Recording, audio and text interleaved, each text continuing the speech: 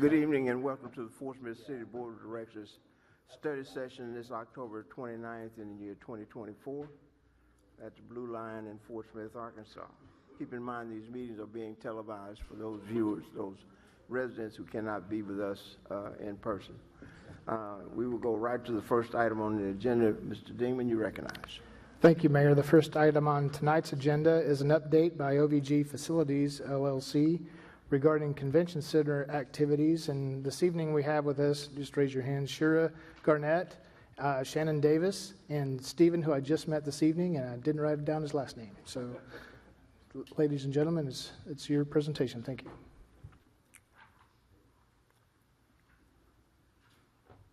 Guys hear me okay? Test, test, test.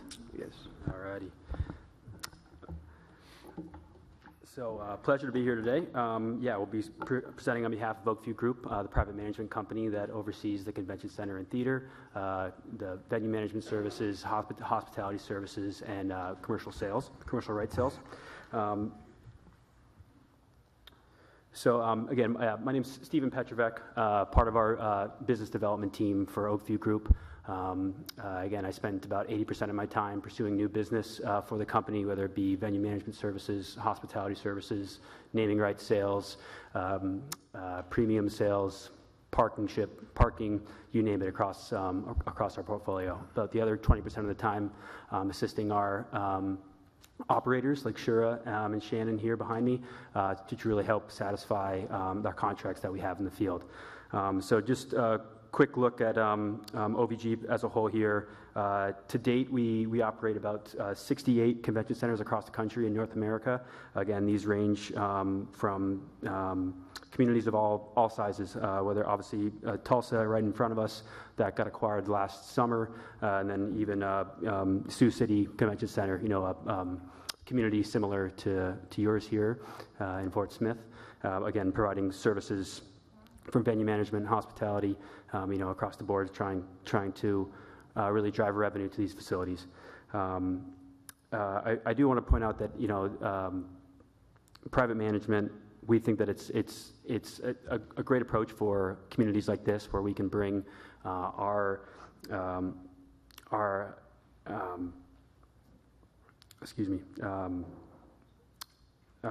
practices and our efficiencies to venues like this, just to try to bring as much revenue as possible. I'm going to pass it over to Shira, who's going to talk a little bit more about the history that we have here in Fort Smith. Thank you, Stephen. Shira Garnett, Senior Vice President of Convention Centers for Oakview Group. As I look back, we started this relationship in about 2019, I think, because it was prior to COVID. I had been coming into market, meeting with many of you that are in the room today, and just having conversations about what private management would look like. In December of 2020, we actually entered into the management agreement and effectively started managing, at the tail end of COVID, really. Despite COVID and all of the challenges that has provided us as an industry, which it just nearly crippled us, for a period of time. I feel like we've gone ahead and made some improvements and some best practices, and we've been chipping away at what we said we would all along with you. Our relationships within the community were always very important to us. We promised you that we would work closely with the Convention and Visitors Bureau and the A&P Commission, which we do.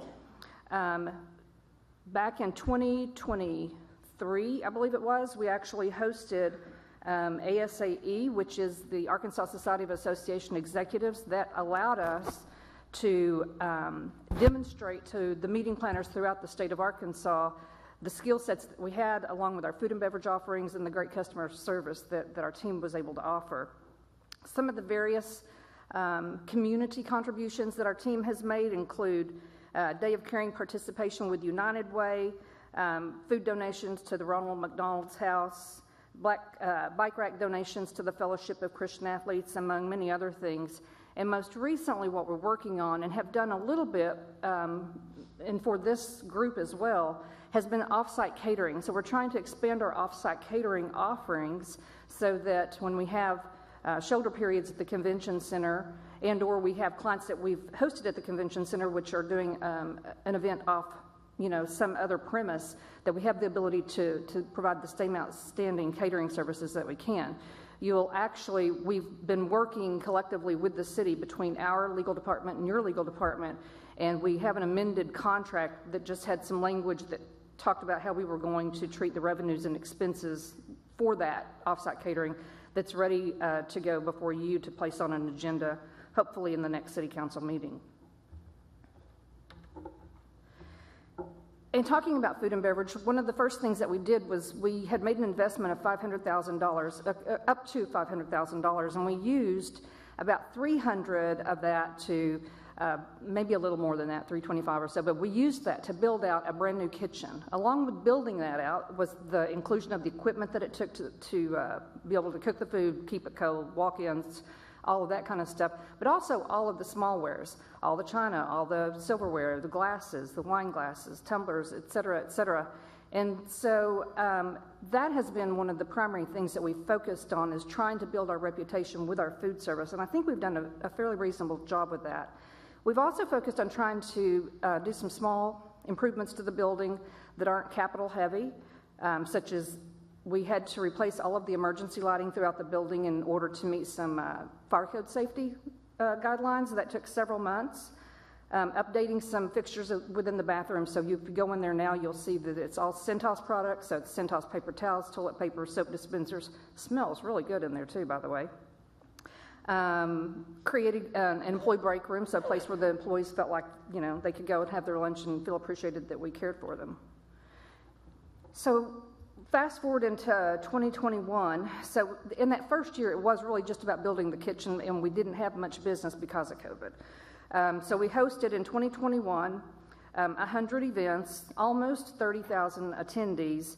Our gross profit was only $298,000, and that gross profit comes from the revenues we've generated minus the cost to produce those events before indirects, so before salaries, before utilities, and things of that nature. That resulted in a net operating loss of $1,132,000. Some of the key events that year included ARCOM Match Day, Mid-American Aerospace, Defense Summit, Arkansas Trucking Association, etc. 2022, we're still kind of climbing out of that COVID slump, and we've made some progress, but we know that we're not anywhere near where we want to be. We hosted 119 events, over 65,000 attendees. We grew the gross profit to just under $500,000, and we were able to bring the net operating loss in at $1,003,000. Now, in that year, we were fully staffed up on the food and beverage team, which we hadn't been in the prior year because we didn't have the kitchen built out until August, so the very end of summer. Let's see. I was trying to see if there's anything. Oh, and we also at the time had a theater director who was on salary, we've since then eliminated that position. But some of the key events that year it was the first year that we hosted Mercy Ball. And that's the largest catered event that occurs in Fort Smith, and we did a very good job with it. We're very proud of the outcome of that, and we've been able to retain them year after year. Other key events that year was the Battle of the Fort Volleyball came back, Peppa Pig, Leanne Morgan. We had Steamroller, Mannheim Steamroller, Alton Brown, and then the Arkansas Library Association. 2023 is getting a little bit better. It's one of the better years we've had so far.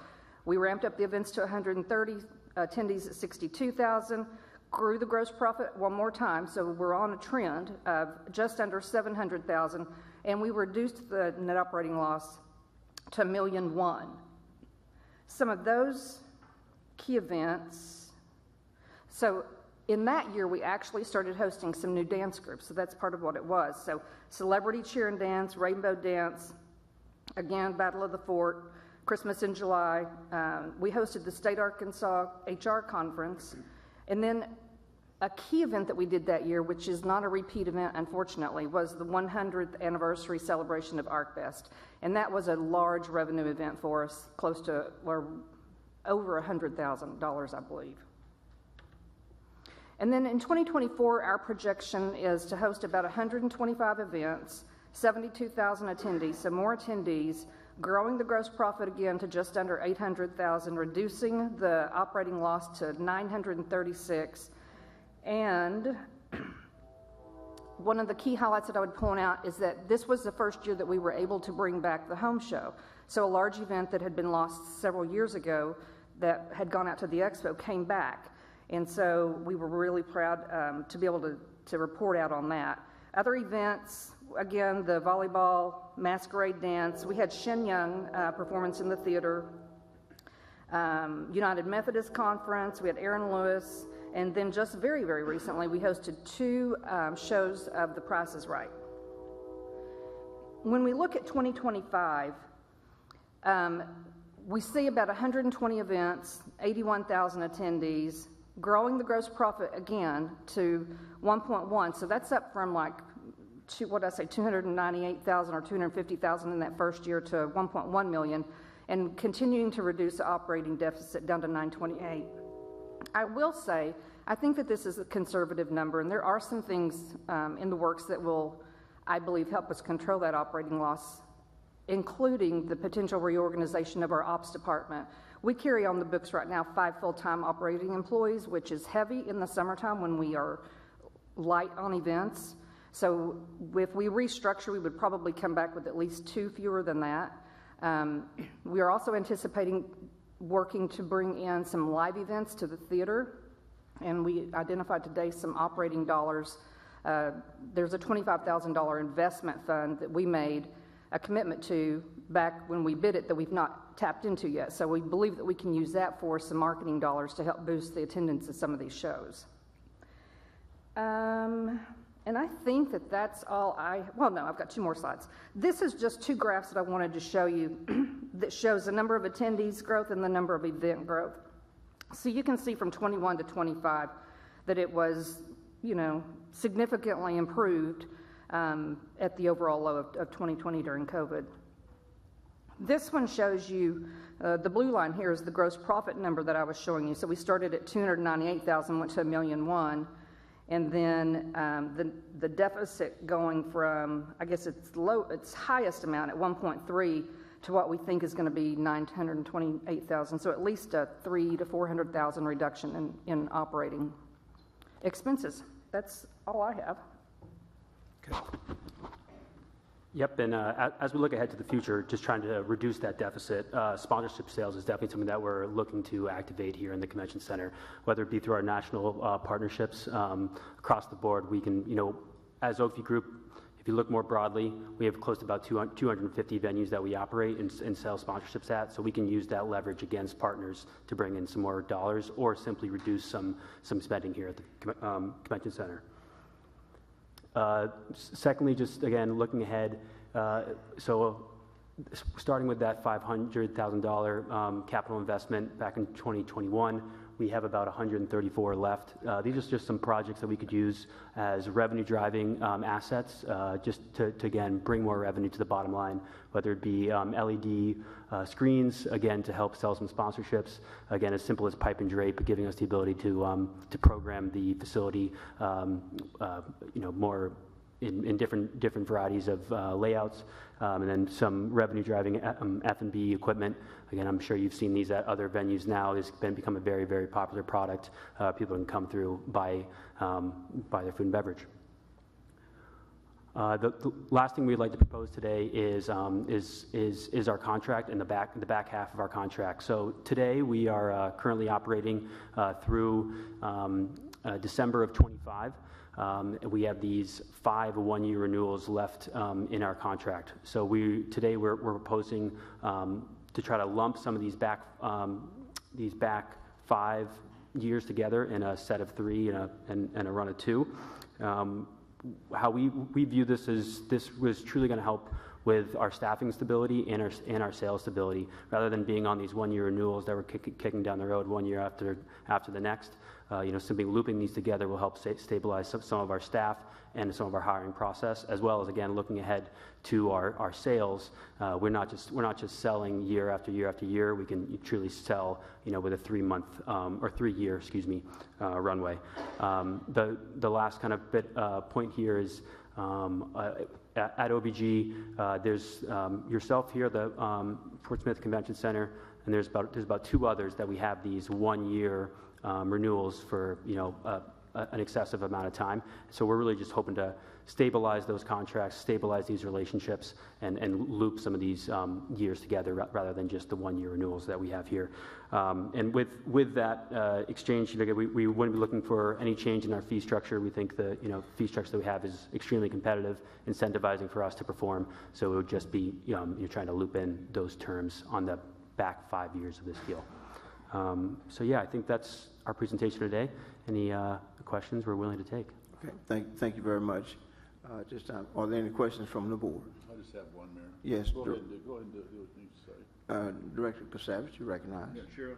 Yes, sir. So the board is going to need to approve off-site catering, correct? It's an amendment to the current management agreement. Right. That just has some language about how we're treating revenues and expenses, but yes, you're going to need to approve that. And it's already passed through both legal departments and is ready for the next step. Okay, but you understand you're going to have to spend, there's going to be some capital expenditures for catering equipment, vans, all that, right? Probably not vans. I think we can just use our truck that we have, but there might be some, I know we've purchased some, the hot, what are they called? Hot box? Well, the hot boxes was what I'm looking for, the ones that are travel. The Cambros and stuff Yeah. like that, but there would likely need to be some more, depending on the size of the Do catering. you have any guess what an increase in revenue that's going to bring to the food and beverage part? I really don't, because I don't know what the temperature for it is out in the Yeah. community, because we haven't advertised it or anything. Okay, thank you. I think LeVon has a question. Director LeVon Morton. Okay, first I'd like to go back to the slide that shows the gross profit and the loss. Okay, so I guess the question I have is that typically if gross profit went up in between 24 and 25 by 315,000, which I think is the number, then I would expect to see a great deal of that fall to the bottom line, which is the 928, and yet I saw zero. What, between 24 and 25? Yeah, Well, and- it's 24 and, yeah, 24. Yeah. No, you're absolutely correct. And I actually went back and looked at that myself, which is why I said I think it's conservative. This was really just off of our budget, just off of the budget. I think that we're going to drop a lot more to the bottom line. But I didn't want to present you with a number that you hadn't already seen or that was different from what had been presented to you previously. But I do Okay, believe so- it's conservative. So, logically, if the expenses in the airspace between operating income and the bottom line stayed the same, you'd expect to see some, Yeah. 80 or 90% of that 315,000 show up as an improvement from 930,000 to say 700,000, which gets it back to what it was before the pandemic, I think. So, that's helpful to understand that. And now I guess that when I hear about the catering, it is important that we consider there carefully that to some degree we're using city assets that we're paying for, the kitchen equipment, to compete with private vendors, commercial businesses. And it may be fine, every city in the United States may do this, but I want to know the answer to that question. And you guys may know it is not common for a city to compete with a private business. It tends to be in areas where the city provides a service like the trash service, and a private business moves in to compete with the city the other way around. That's not that uncommon. But it is uncommon to go the other direction, where the city goes out and competes with a private established business. So be cautious. Let's be cautious on that. Again, if it all works fine legally and there are no tax issues, which, again, then this would be highly unusual for a city to engage in a for-profit business. And we don't want to do that. We would want to do rent our equipment, a static process like renting land or renting buildings, not a profit share. Just talk to the lawyers. but I think that's what tax lawyers will tell you. Okay, you said in the earlier slide, you do 68 convention centers, right? Is that the right number? That's correct. Yes, sir. 68. Okay. Are there any special problems that Fort Smith presents that maybe are common to other cities or maybe not common to other cities? In other words, is there anything here that prevents you from maximizing the benefit from what you offer to us? That's our problem, not yours.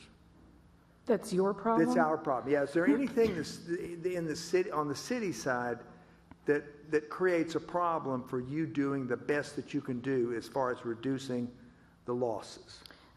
You know, when I first came in, the things that I talked about were, you know, obviously the food and beverage was a big piece of it, because it wasn't just the dollars that we were losing or you were losing, it was also the lack of quality control and expectations that guests have.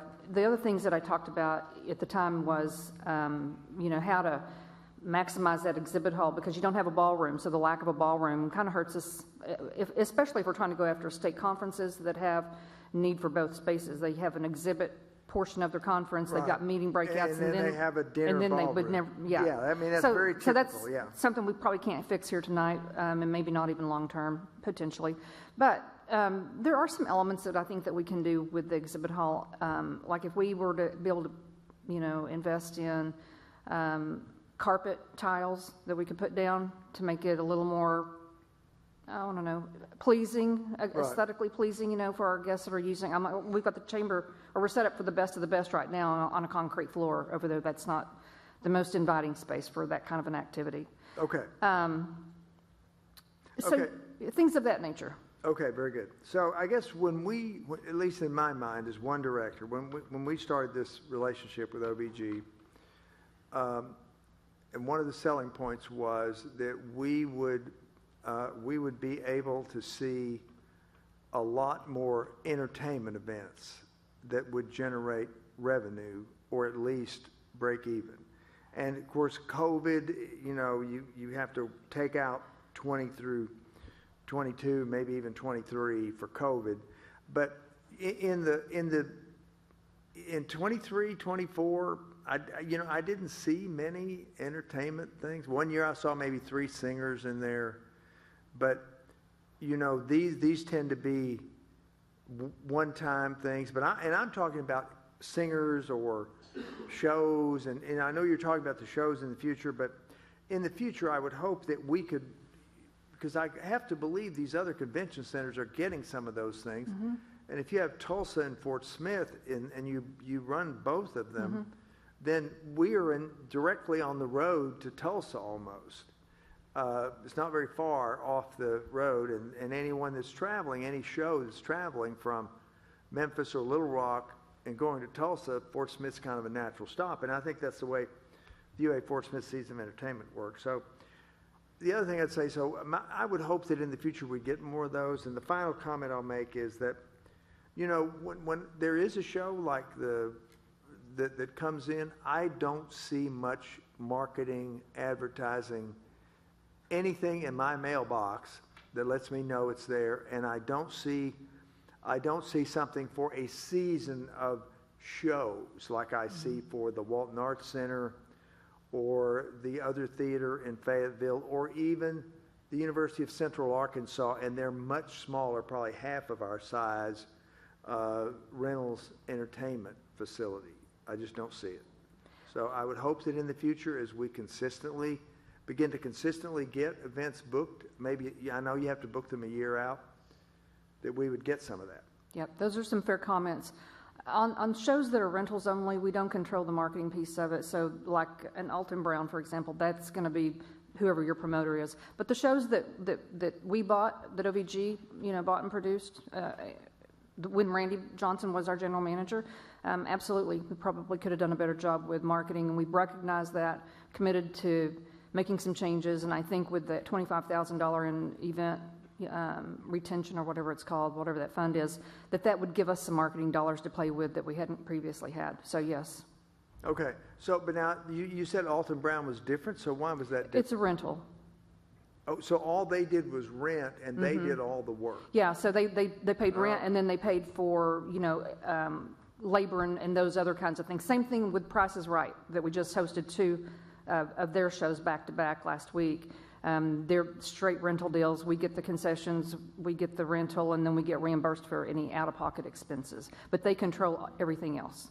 Okay. Well, and how many days do you think the convention center had some use during, say, 2023? I should know that question, or I should know the answer to that question. I really don't. Do you know how many event days we had? We tend to. See, that would be something good to show us for all the years. Yeah, I'm happy to get that information for you. Just a future item. So, okay, last question. I'm finished. Bye. Thank you, Director Good. Oh, thank you, Mayor. Good questions, Director Morton. Let me just pick up where Director Morton left off because my understanding was also about the entertainment portion of this. I was all for OVG taking over because years prior the question was always asked, why can't Fort Smith bring in more entertainment? And of course, the reason why the city couldn't, of course, we were told it's state law that we could not levy tax dollars to bring in entertainment by chance. So my question to you is, I know you said that you had maybe 5-person office staff. Do you have anyone dedicated to do promotions, or do you have anyone that you are tied with in the promotions market? So there's 2 or 3 things that are partial answers to that. We have a new general manager. She's got entertainment in her background and her resume, so she understands it. Okay. Promoter for Kismet Concerts and Temple. I'm sorry? Former promoter with Kismet Concerts and Temple Live. Fantastic, thanks. So Shannon does bring to the position some experience, some background in that maybe wasn't as strong with Mark and or potentially with Randy, he had it, but he didn't. I don't think he understood the Fort Smith market, to be quite honest. But at the corporate level, we also have, and I've already gotten Shannon engaged in it. We've got our regional marketing calls, we've got our theater booking calls, we've got our under 8,000 performance venue calls, and so where they talk about what events are playing where and how they can get something to route down here and that kind of thing. So there are some resources, and I do think that we're going to see a better year this year for this upcoming year. That we're going to see a better year for entertainment than what we have in the past. And I know that Shannon's already reached out to some promoters about maybe even trying to do a couple of concerts in the exhibit hall. Great. Shannon, welcome aboard. And I think that'll absolutely help bringing in entertainment. 2 other things. Director Morton had spoke to his concern about the competitiveness of using the city's For catering? Catering, correct. Well, I didn't look at it as a competitive thing. My concern at first when I read this, and I'm all for extending that to you guys, my concern initially was the wear and tear of city assets while you're out doing things outside of the convention center. But if I'm told correctly, OVG actually purchased the kitchen items. So it's not at this time so much the city's materials or assets. They're still yours, and at the end of our contract, whether it was 7-10 years, that the city would then take over? Well, it's an amortization and depreciation issue. It's like $50,000 a year for the $500,000 loan, although it's not been $50 a year yet because we didn't fully drain down the 500, so it's been in the 40s, I believe. But at the end of the contract, you absolutely do own the assets. So we are paying those kind of on an installment basis. Right. Exactly. Okay. What I will say is that, and it's not something that I would want my team to go out and actively start trying to book everything in town anyway, because our first and primary focus has to be on the convention center. I had this conversation with my team this morning, as a matter of fact, that recently that, you're going to have to be very diligent about maintaining your contract or maintaining your calendar so that we don't inadvertently book an outside catering event when we've got Mercy Ball, that day or the next day or something else. We can't get ourselves into a bind like that. So we'd have to be very selective.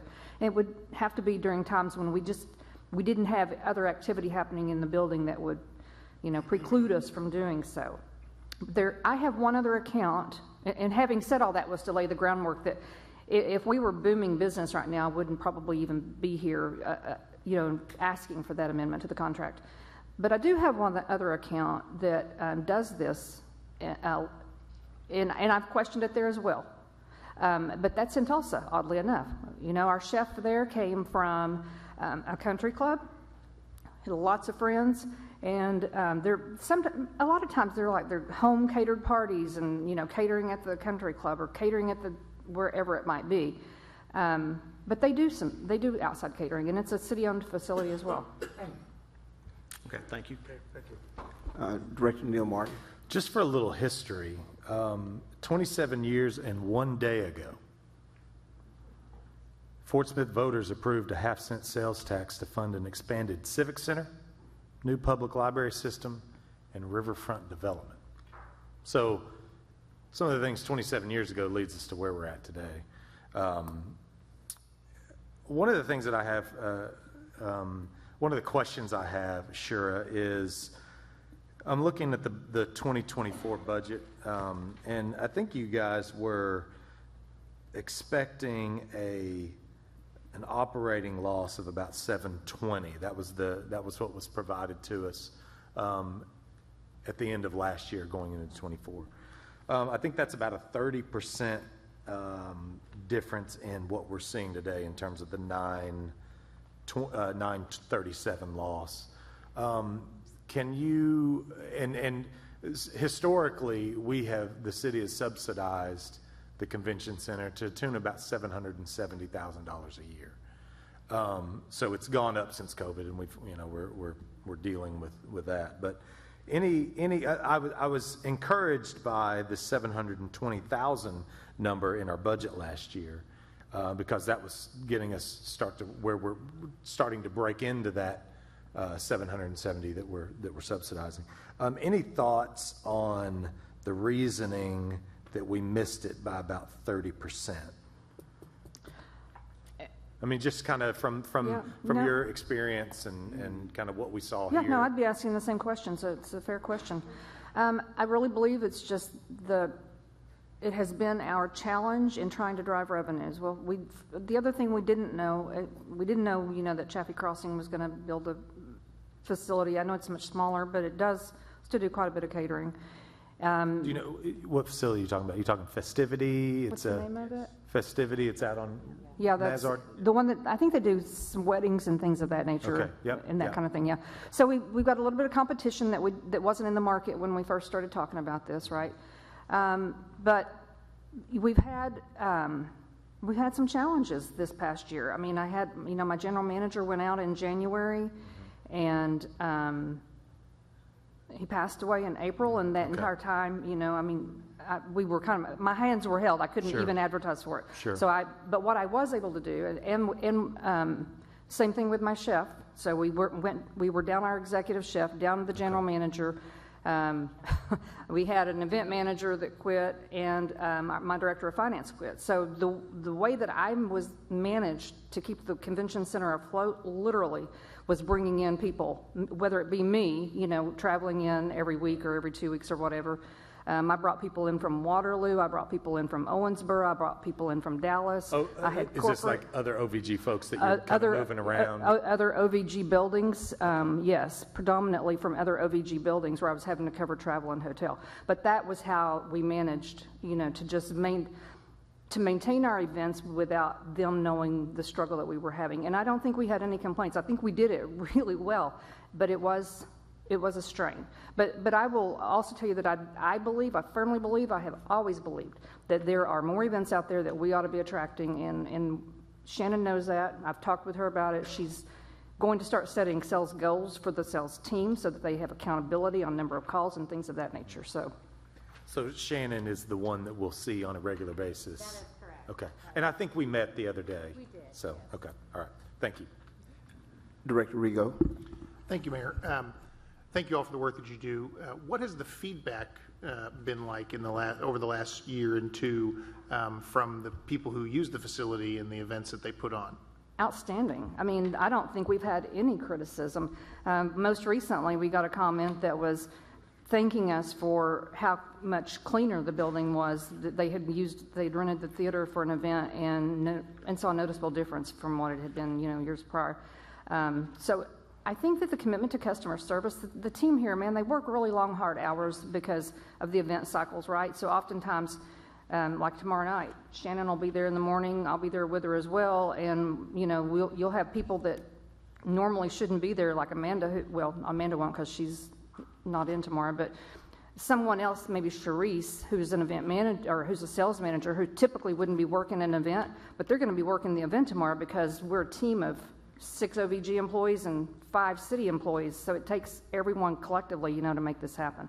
And I think that people see that because that is a sense of pride. They don't do it because someone is, beating them with a whip on their back. They do it because they want to do a good job and they want everybody to know that and to recognize it. So I think it's their level of commitment. Thank you. Director Christina Casavas.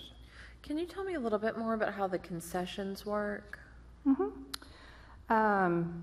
Is it something specifically you want to know, or just how in general? Just in general. Okay. So we do two, there's catering and then there's the concessions. And so when we do concessions, that's typically for an event that's open to the general public. So dance troupes, volleyball, any youth sports, concerts, events in the theater, things of that nature. We try to get a sense of what we think the audience is going to look like. Maybe it's what are they going to be expecting? I mean, if it's a kids cheer and dance, and they're going to want some healthy options versus, maybe the theater where we only do packaged food because we're not going to be cooking hot dogs and having people walking in the theater with a hot dog. So we try to figure out what we think is going to be the best offerings and go from there, and then we staff it and sell it. So, like for the symphony, is that OVG that's operating the concessions? Yes. I think concessions are where you guys are leaving a lot of money on the table. Okay. Because the events that I go to, and I go to several a year, the line is always very long. There's maybe 2 or 3 people, behind the counter, and I'm someone who's been in the concession business. And, it's good money to get if you can get it, and I think that's something you may just want to look at and reevaluate. I know at the what was the symphony before the blues symphony? Blues. Before that, which one was that? There was an October symphony that was a blues. There was the one before that. Was it August? Yeah, the season opener. Season opener. First week of September. And it was, people having to decide, do I want to wait in line, to get something, or use the restroom, or do we need to divide? So I think there's an opportunity there that, may be worth looking into and reevaluating, because just from my experience with the concession business, it's very profitable. Yeah, I think that that's also a very fair point. I was here for Shenyang back in, January, February, whenever we hosted it. And actually behind the concession stand trying to help, and that was in the theater. And I think we started off, 2 or 3 points of sale, and then we brought out our portables out, tried to create some more lines. The compression, it's the compression issue. I'm not telling you anything you don't know. We've got 1,300 people in the theater.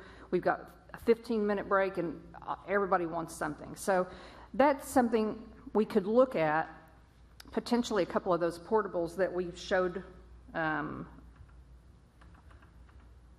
So yeah, like down in the lower right-hand corner, what we've been doing in a lot of our arenas and in some of our convention centers is doing these grab-and-goes that are kind of like a cashless, where they go through, scan it themselves, and do their credit card, and that kind of gets them in and out faster. But we can certainly look at what options make sense for investment versus return on the dollar. But I'll pass it along to the team. Yeah, I mean, even, something as simple as, I know what we used to do the rodeo. And they have an intermission and it hits, and people have a limited time, and we'd have maybe 5 or 6 lines going, and the popcorn was popped, it was bagged, it was ready to go. Just little things like that. Just because it's my background, that's something I've noticed, so just something I wanted to pass along. I think that that's an opportunity for more profitability without a lot more overhead costs. No, I appreciate the feedback. Thank you.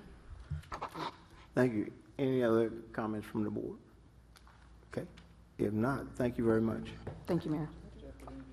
Yeah, I would ask if the board would consider placing the consideration of the contract amendment to authorize offsite catering onto the next agenda? I do. Yes, I I'll so make move. that motion. Second.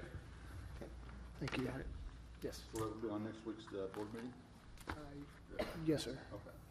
Okay. Thank you. This time we'll go to item 2, proposals for capital improvement plans. So tonight we have 5 capital improvement plans to review. At our last meeting, we reviewed, I think, 5 as well. This will wrap up our capital improvement plans from our various departments. We'll start this evening with the Solid Waste Services Department. In your packet is information, a good 3.5-page memo of the different equipment that the Solid Waste Division is requesting for 2025. This is a result of implementation of a equipment replacement schedule that was started in 2018 and has continued through the last several years and been continued to be evaluated. Currently, we have a number of pieces of equipment scheduled for replacement. A few identified as new additions to the fleet, but most of these items are replacement items. And I'll start one by one with our operations managers in the department. Are in the back corner here. I'll start with Mitchell. Mitchell Parker, come on up and say anything you. And this is the board's opportunity. We'll have the 4 come up one by one to address any equipment issues that they've got in the CIP. Mitchell Parker is the manager of the Residential Collections Department Division. Good evening, Board, Mayor, and Deputy Administrator Jeff. Anybody have any questions for the Residential Department? What we have on deck is a pickup replacement and a box truck replacement for our cart delivery program. And our box truck is our cart delivery, goes out and delivers carts, fix carts. So when you call in and need a replacement or something wrong with your cart, that's what that division would do, would come out and fix it.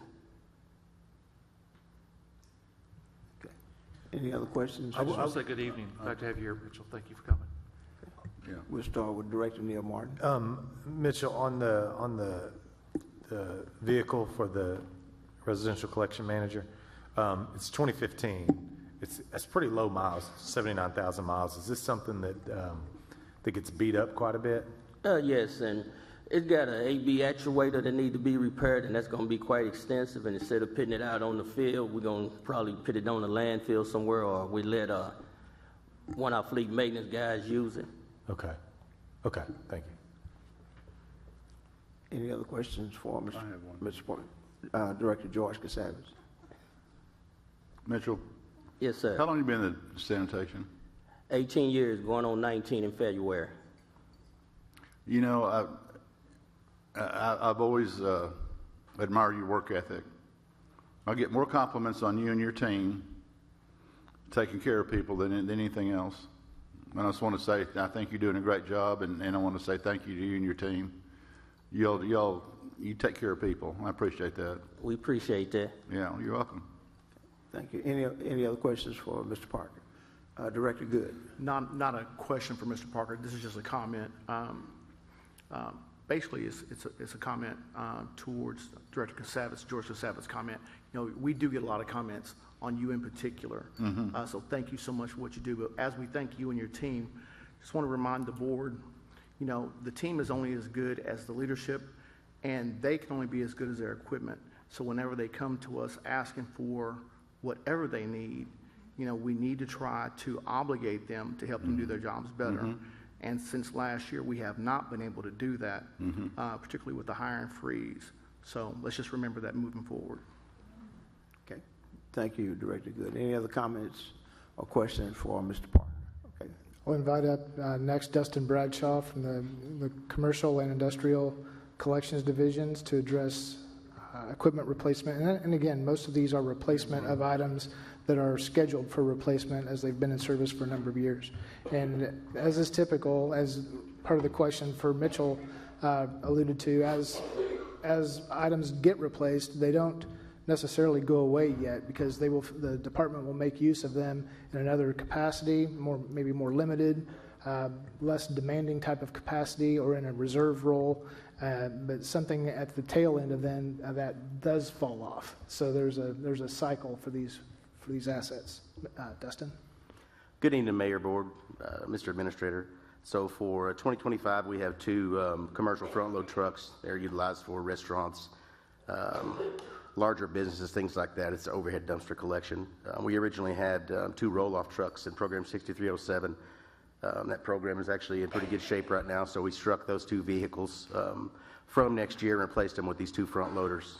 One that's being replaced would be a 2013 with 161,000 miles on it, and one would be a 2015 with 131,000 miles on it. They're in poor shape.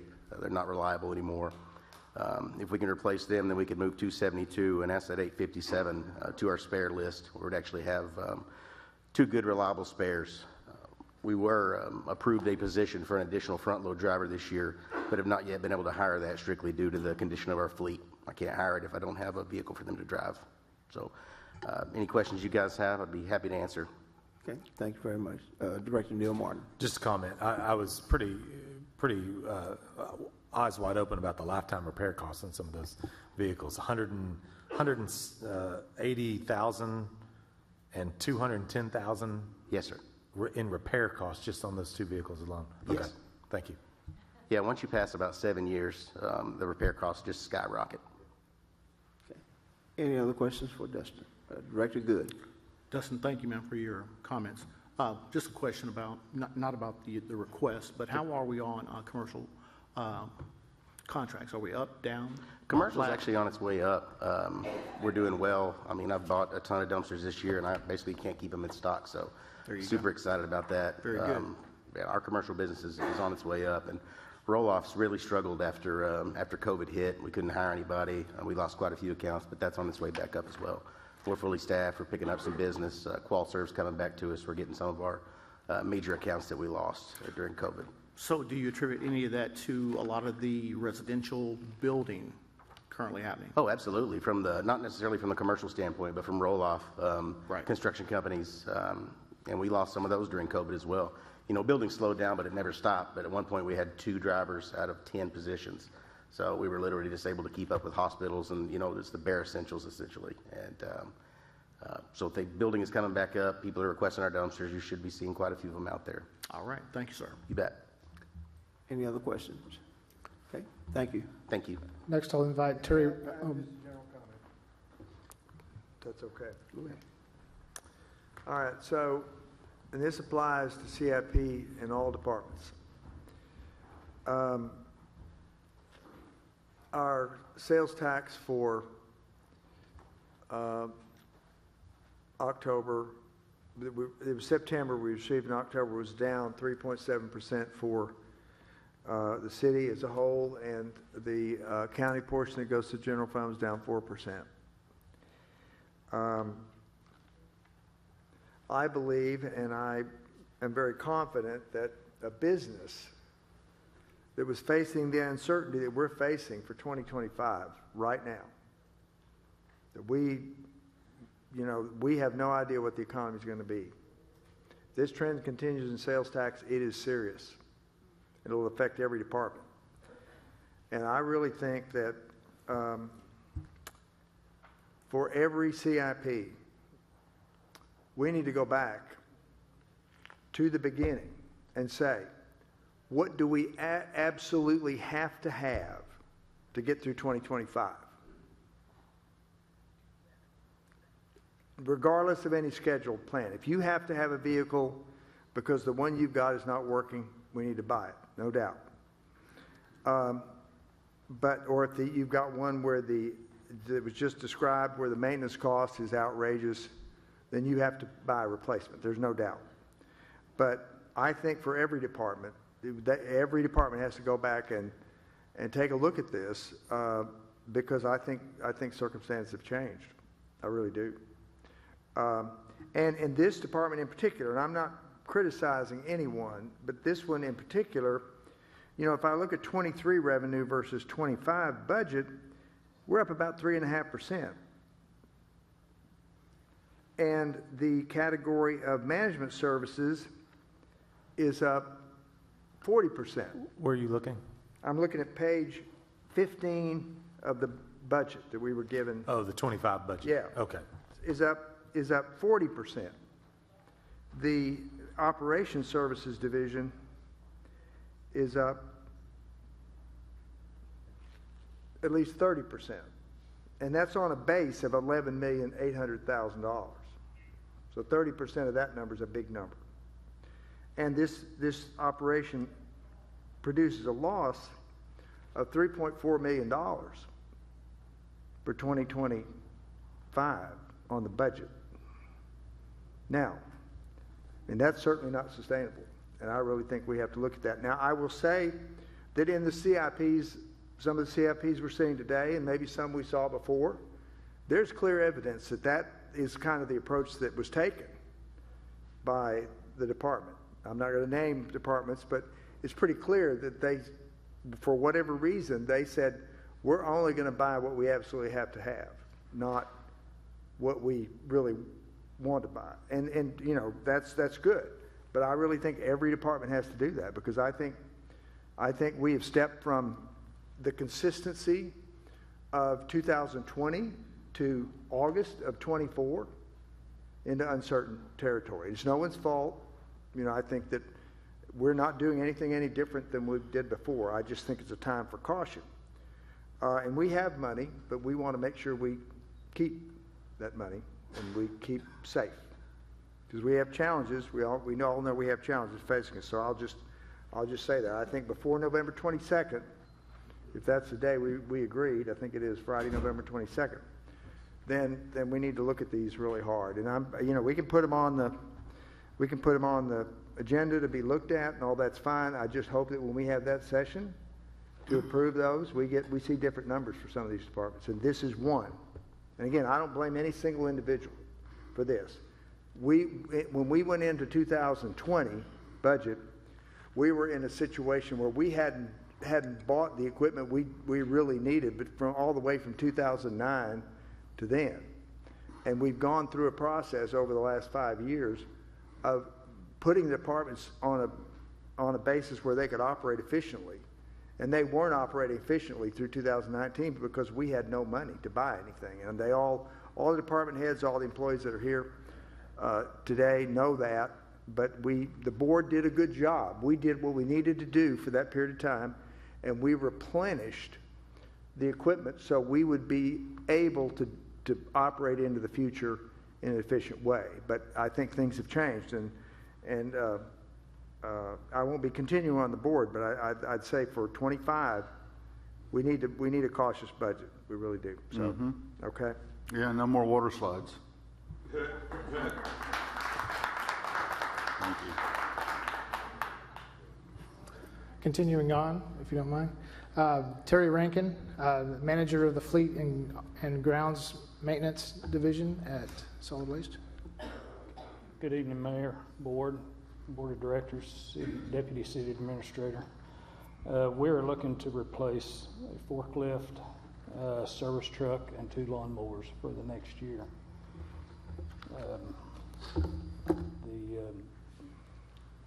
The forklift, we're wanting to use it for, other than just in the maintenance area, we can use it to help commercial unload boxes, and it's going to be a larger forklift. This one, the one we're replacing, is 15 years old. And what's the hours on that one? the hours on that,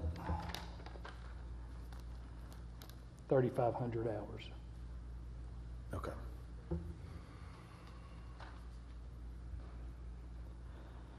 The lawnmowers, we have several acres that we mow with the lawnmowers, and it's not smooth ground. It's pretty rough, so they get pretty well beat up. The decks get worn.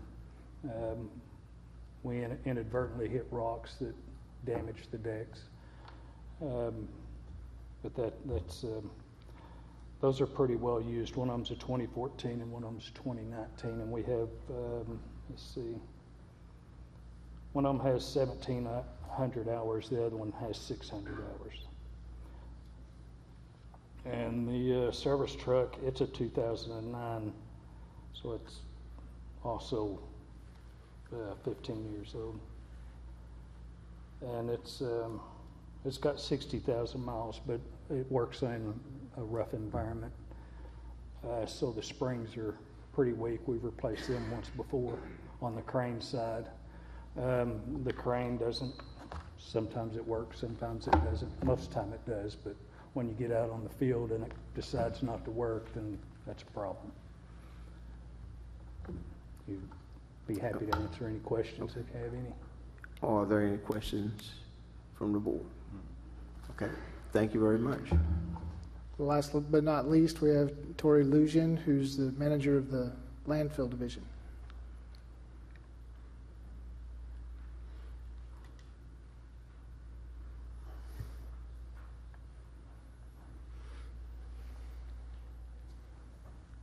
Good evening, Board, City Administrator, and Mayor McGill.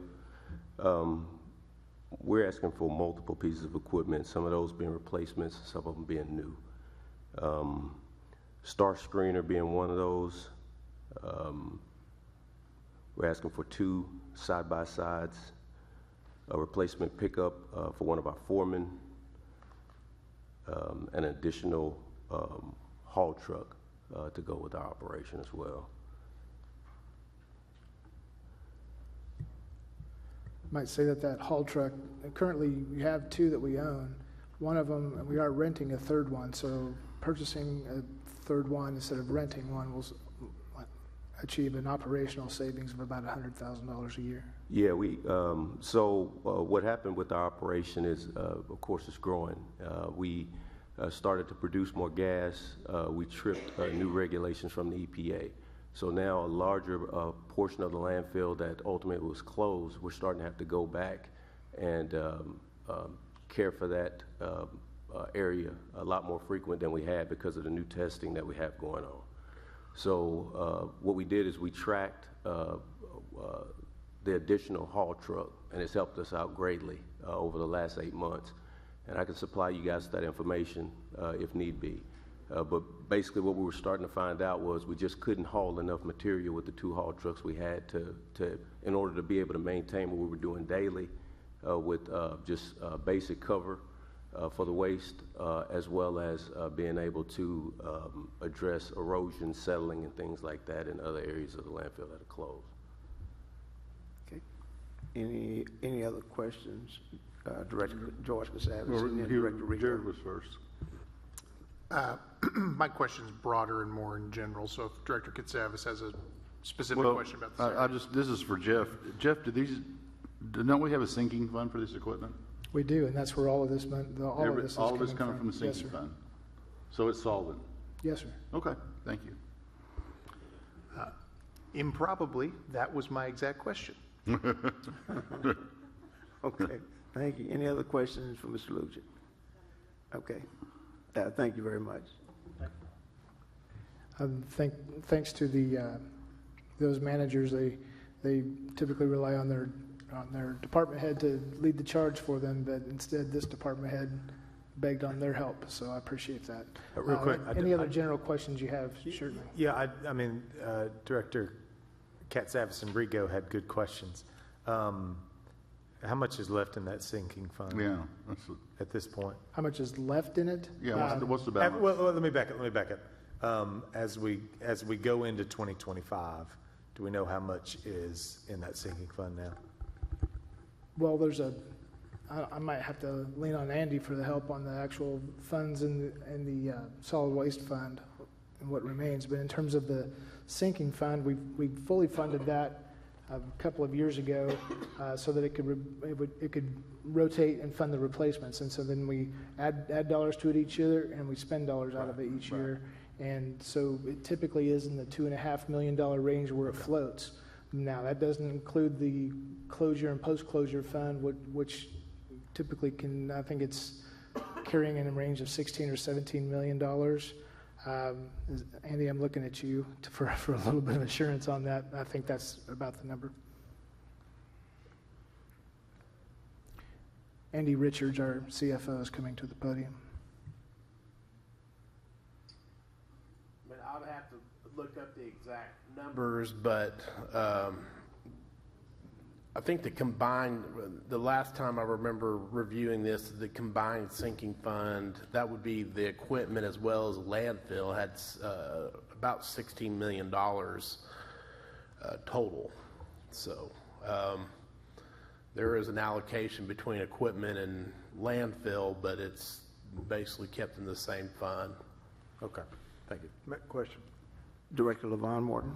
So if I'm looking at the budget for 2025 and looking at, say, let's say the 23 actuals, how is the transfer of money or the journal entry of funds into those sinking funds treated on the operating statement that I'm looking at? They're included in the non-departmental line item. Which is static each year. Yeah. Yeah, it's pretty static. Like it's the same in 23 and 24 and 25. It's the same. Okay, Yeah. so we're basically showing a $6 million expense for transfers into those funds, which means that the total of the money set aside for the closing of the sales and the capital expenditures is $6,300,000 a year, right? Well, You're effectively setting aside, you're saying we're going to treat that as an expense in the budget, Right. and move the money over to the side so we can spend it for these things. But some of that in the non-departmental, a piece of that is going towards cleanup and demolition. So it's not all Right, I landfill understand. sinking. Yeah, So just remember 700,000, that. something like that, maybe. Yeah, yeah. But that's correct. Yeah, so, okay. But the capital we're spending out of that is more than,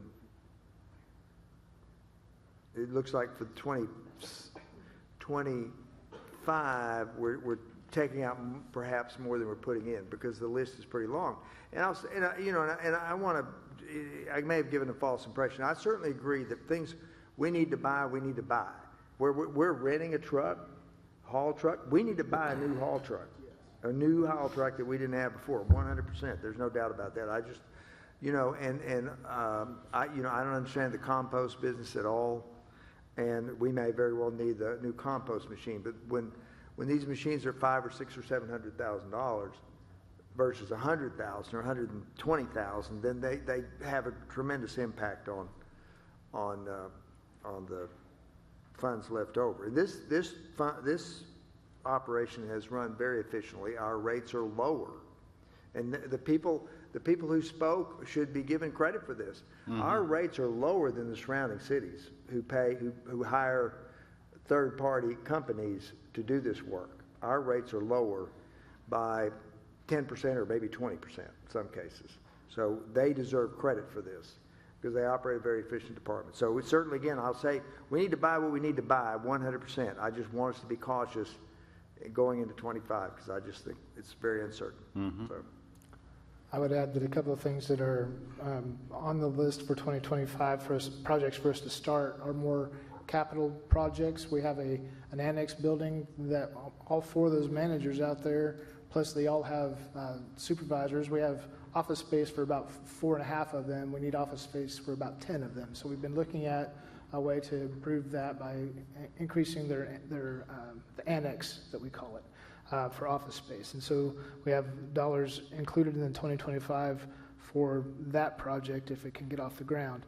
Another thing is, all of this equipment, especially the things that hit the road and drive through town to pick up boxes, to pick up residential carts, all of those vehicles, all of that equipment is expensive. We're talking in the $400,000 to $500,000 per vehicle, and so one of the hardest things to do is to keep it clean and in good shape. And so one thing that we've been deficient on for a number of years is having an adequate wash bay for the facility for all of that equipment that comes off the landfill and goes back into the city. And so we do have dollars in this EIP for 2025 to start the construction of a wash bay to service those vehicles. Right, and I believe there are EPA regulations on the compliance. Those things have to meet certain standards. I know for ABF that's true, which adds to the cost. But again, that's the kind of thing you absolutely have to do, no question. So, thank you, Director Rigo. Thank you. Andy, just for maximum clarification, so in our memo here talking about the items for this department, any time in the memo where it discusses funding available in the replacement fund, funding available in the replacement fund, that's very something we can be very confident in. Yes, I would say that. In the near term, the one thing that we're kind of looking at is, eventually some of these, we're going to have to start incurring some of these closure costs on cells 1 through 5, I believe, at some point down the road. And then, depending on how fast the landfill fills up, we'll have to possibly, put some money towards expansion. So the timing of those things that we need to be a little leery of in the next probably 3 to 5 years, I think, from the last analysis that I saw. I mean, I'm regurgitating this stuff from memory, but these are things that I think we need to be conscious of in the near, long term, intermediate term, because those things can get very expensive. Those projects. So we need to make sure that the sinking fund has enough funds when the time comes to be able to cover those things as well. Sure. And thank you for that clarification, just because the memorandum was a mixture of items that some were denoted as having funding specifically tied to the replacement fund, others were not. So thank you for that clarification. Okay. Director Good and then Director Settle. Thank you, Mayor. Andy, I know you're operating off memory right now, but we were just talking about the transfers, the non-departmental. Can you remember roughly, because I know years ago, and I know it's increased, the amount of money coming from the sanitation department going to neighborhood services and other transfers were some over $700,000, and where are we at now? Because I know it's much more than that. I think it's around 900,000, isn't it? It's 825. 825. Okay. That sounds right. So just as a reminder, we're talking about tightening our belts. We're talking about this department being exceptionally efficient.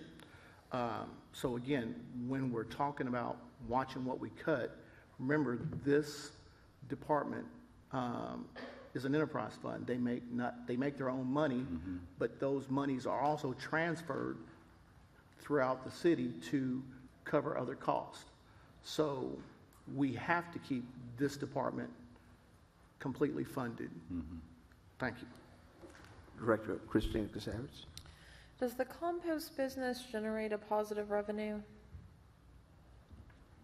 Is there anyone that can speak on that? That I don't know. I can't answer that question off the top of my head. Well, I'll go ahead and say no, it probably does not. The thing that we engage in composting for is for diversion, so that material doesn't have to go to the landfill and take up landfill space. So that's where the department really gets its benefit from the composting facility, not so much in any revenue for any sale of composting, because that would not work. Because we have the cost of pickup, right?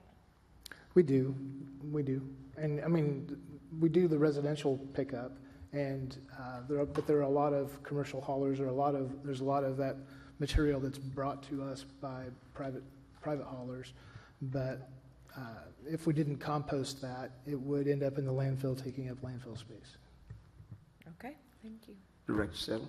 Well, thank you. Jeff, can we get a summary page of all these requests into one page, where what the item is, the cost, what's replacing, where it's coming from, just a single summary, one page? Certainly. Thank you. Okay. Director Levon Morton. Okay, so I heard from department personnel who are managing the functions that we are getting more business. That is not reflected in the budget for revenue for 2025, not at all. 800,000 for it's maybe 700,000, less than 700,000 from 23. I mean, that doesn't compute. If we're getting more business, and I know there's one large company that's bringing a lot more volume, not pounds, but volume to the landfill, and we need to look carefully to make sure our commercial rates are in line with the reality of the space they're taking up. If you will remember, we have two significant consultant services.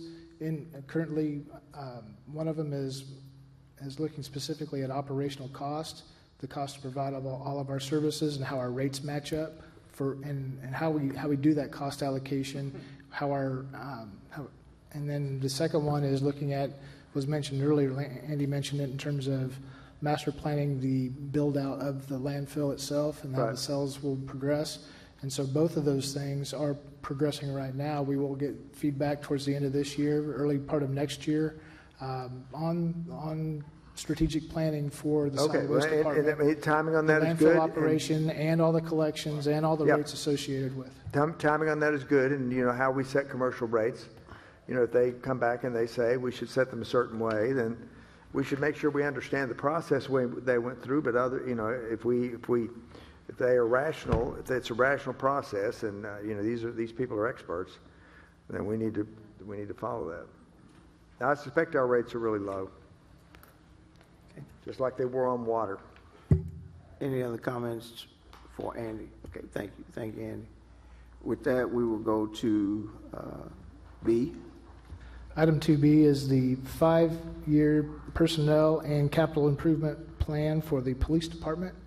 Chief Danny Baker.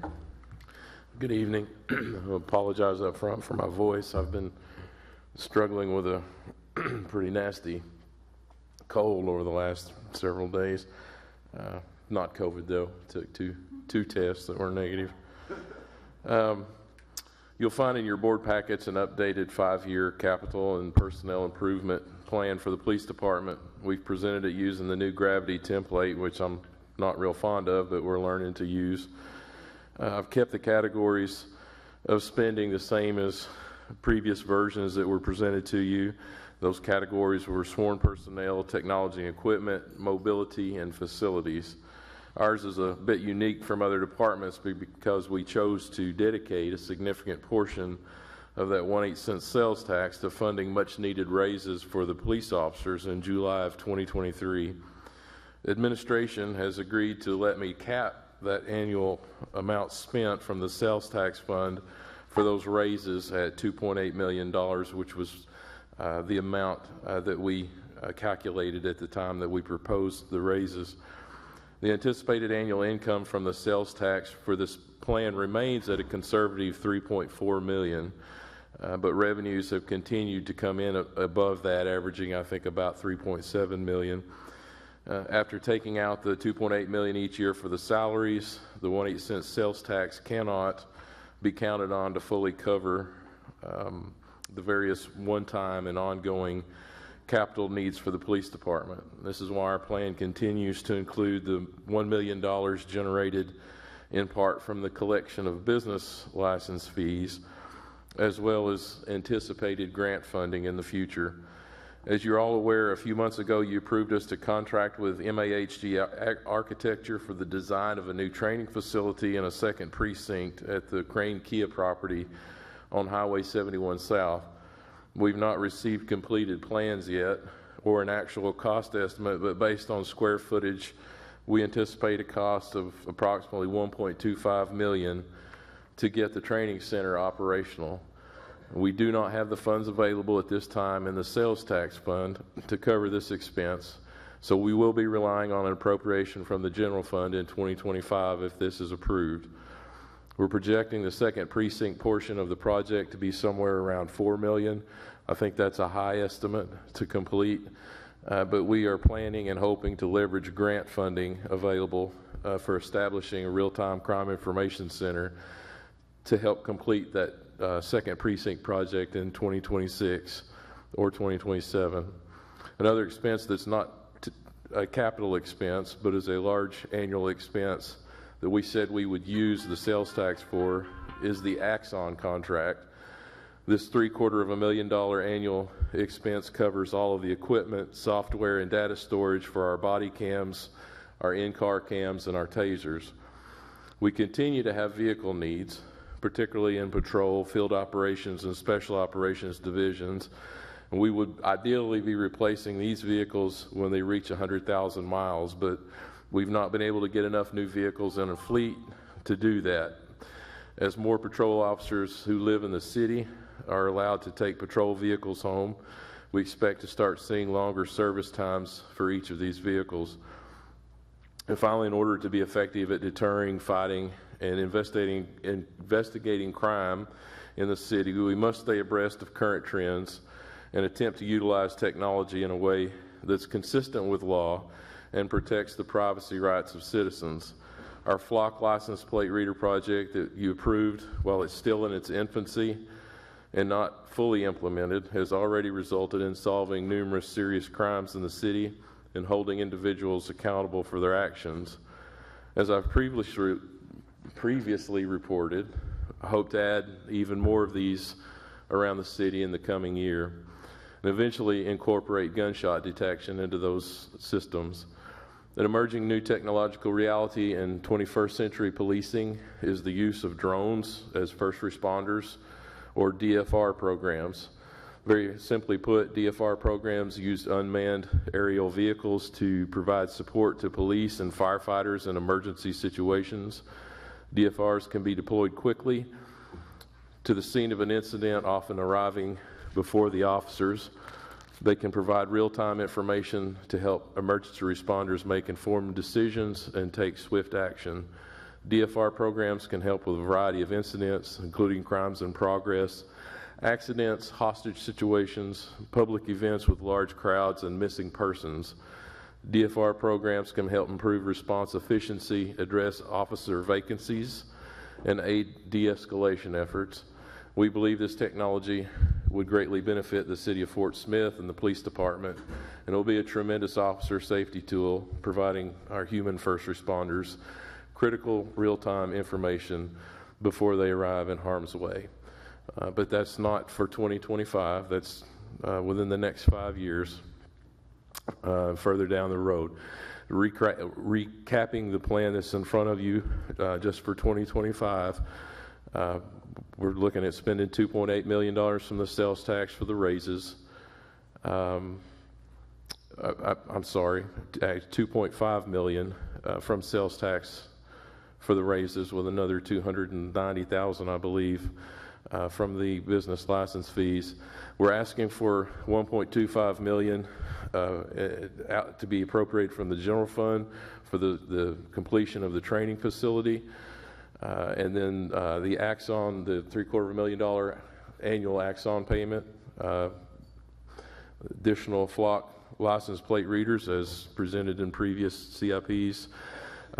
We have firearms and optics listed. However, you approved the JAG grant, I believe, at the last voting meeting, and that should cover some of those purchases, so that amount shouldn't necessarily be that high because we've got grant funding covering it now. We'll hope to buy at least 5 primary police vehicles next year. That will be either Tahoes or Dodge Chargers. The Tahoes are quite a bit more expensive than the Chargers, so we can get at least 5 at the current price. Another motorcycle or 2. These motorcycles have been in the service now for 6-7 years, starting to show their age. So I would like to add another motorcycle position, but we definitely need to replace 1 or 2 of the older motorcycles. And then continued work on our firing range. I would invite you again, if you've not been out to the police firing range, give me a call. We've done a lot of great improvements out there, and I certainly appreciate the street department and some of the other departments that's helped us with that and the concrete work, but it's coming along very nicely. And then some improvements to the downtown precinct, particularly the community room, the Nan Bartlett community room. I'd like to get rid of some carpet in there and update that room a little bit. So with that, if you have any questions, I'll be happy to answer them. Okay, thank you, Chief. Any questions? I just have a quick one, Mayor. Yes, Director George Kasavage, you recognize? Danny, that flock system, you're going to ask for 10 more of them? Yes, sir. And that'll give us a total of how many? 31, I believe. You know, a lot of people don't know what that system is, what it does. It's very powerful in that it captures license plates. Yeah. And that's pretty much all that it does. The powerful part of it is the being able to go back and search the information. The system recognizes vehicle types. So if a vehicle is suspected of being in a crime and they get the license number, then it's entered into the system? Well, a lot of times the critical piece of information is the license number that we don't have. Mm-hmm. A victim, says that the suspect left in a red Honda Civic. Mm-hmm. We can go check those cameras for a red Honda Civic during whatever time frame we want to look, and then narrow that down to a license plate number if the vehicle passed one of those cameras. And that's why it's important to have more of them around the city. Yeah, I agree. It's got a lot of holes right now. But even the ones that I think we have 9 operational, or 12 of the. We bought 20, didn't we? 21. Yeah, 21. Why are they not operational? It's the biggest headache has been permitting. Permit from who? State, city, utility companies.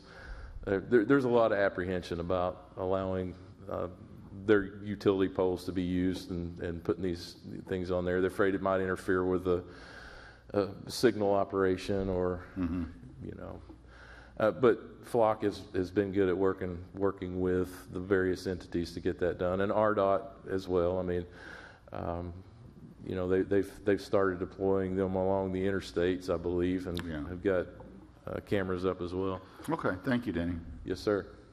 Director Good. Thank you, Mayor. Chief, thank you for your presentation.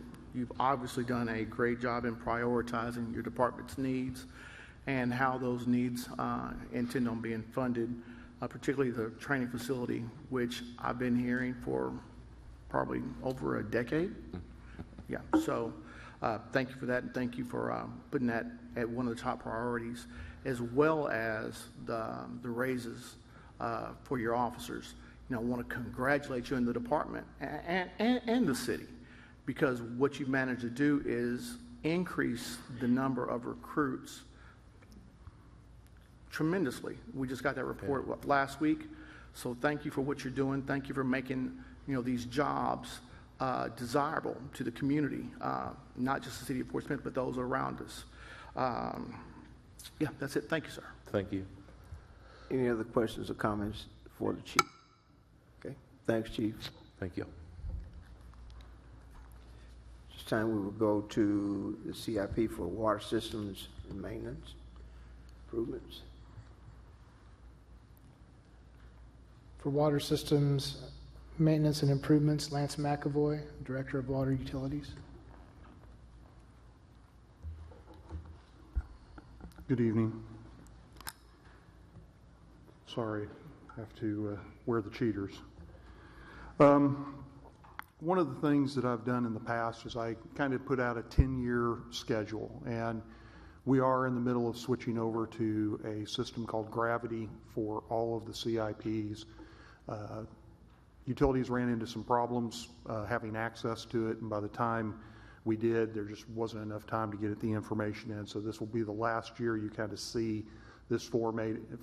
It will be normalized, and that's something that Andy had kind of moved forward with.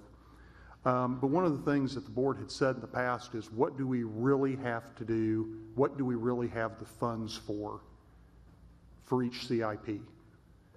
So if you look at page 65, the items that state 2025 funded are projects that we have already funded. This board has already voted on.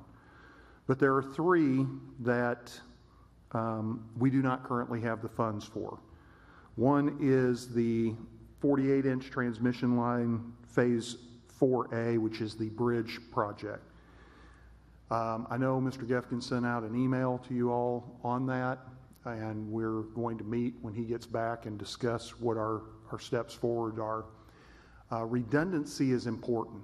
If you have a single point of failure, so if you'll remember from the email, we could attach one to the bridge, have a 36 under the river, and that's 2 points of failure. Or we could have one 48-inch line that went under the river, and if it fails, we have no water going through. Or we could have 2 36-inch lines under the river. So there's a couple of ways to have redundancy. There's one way to have just one point of failure. This is the only time we're going to be able to attach it to the bridge, is while it's being built. We won't be able to go back after the bridge is built and say, we now want to hire a crew to come in, because they're going to be building it simultaneously. Before they put the hard deck on, they will hang the pipe underneath the superstructure.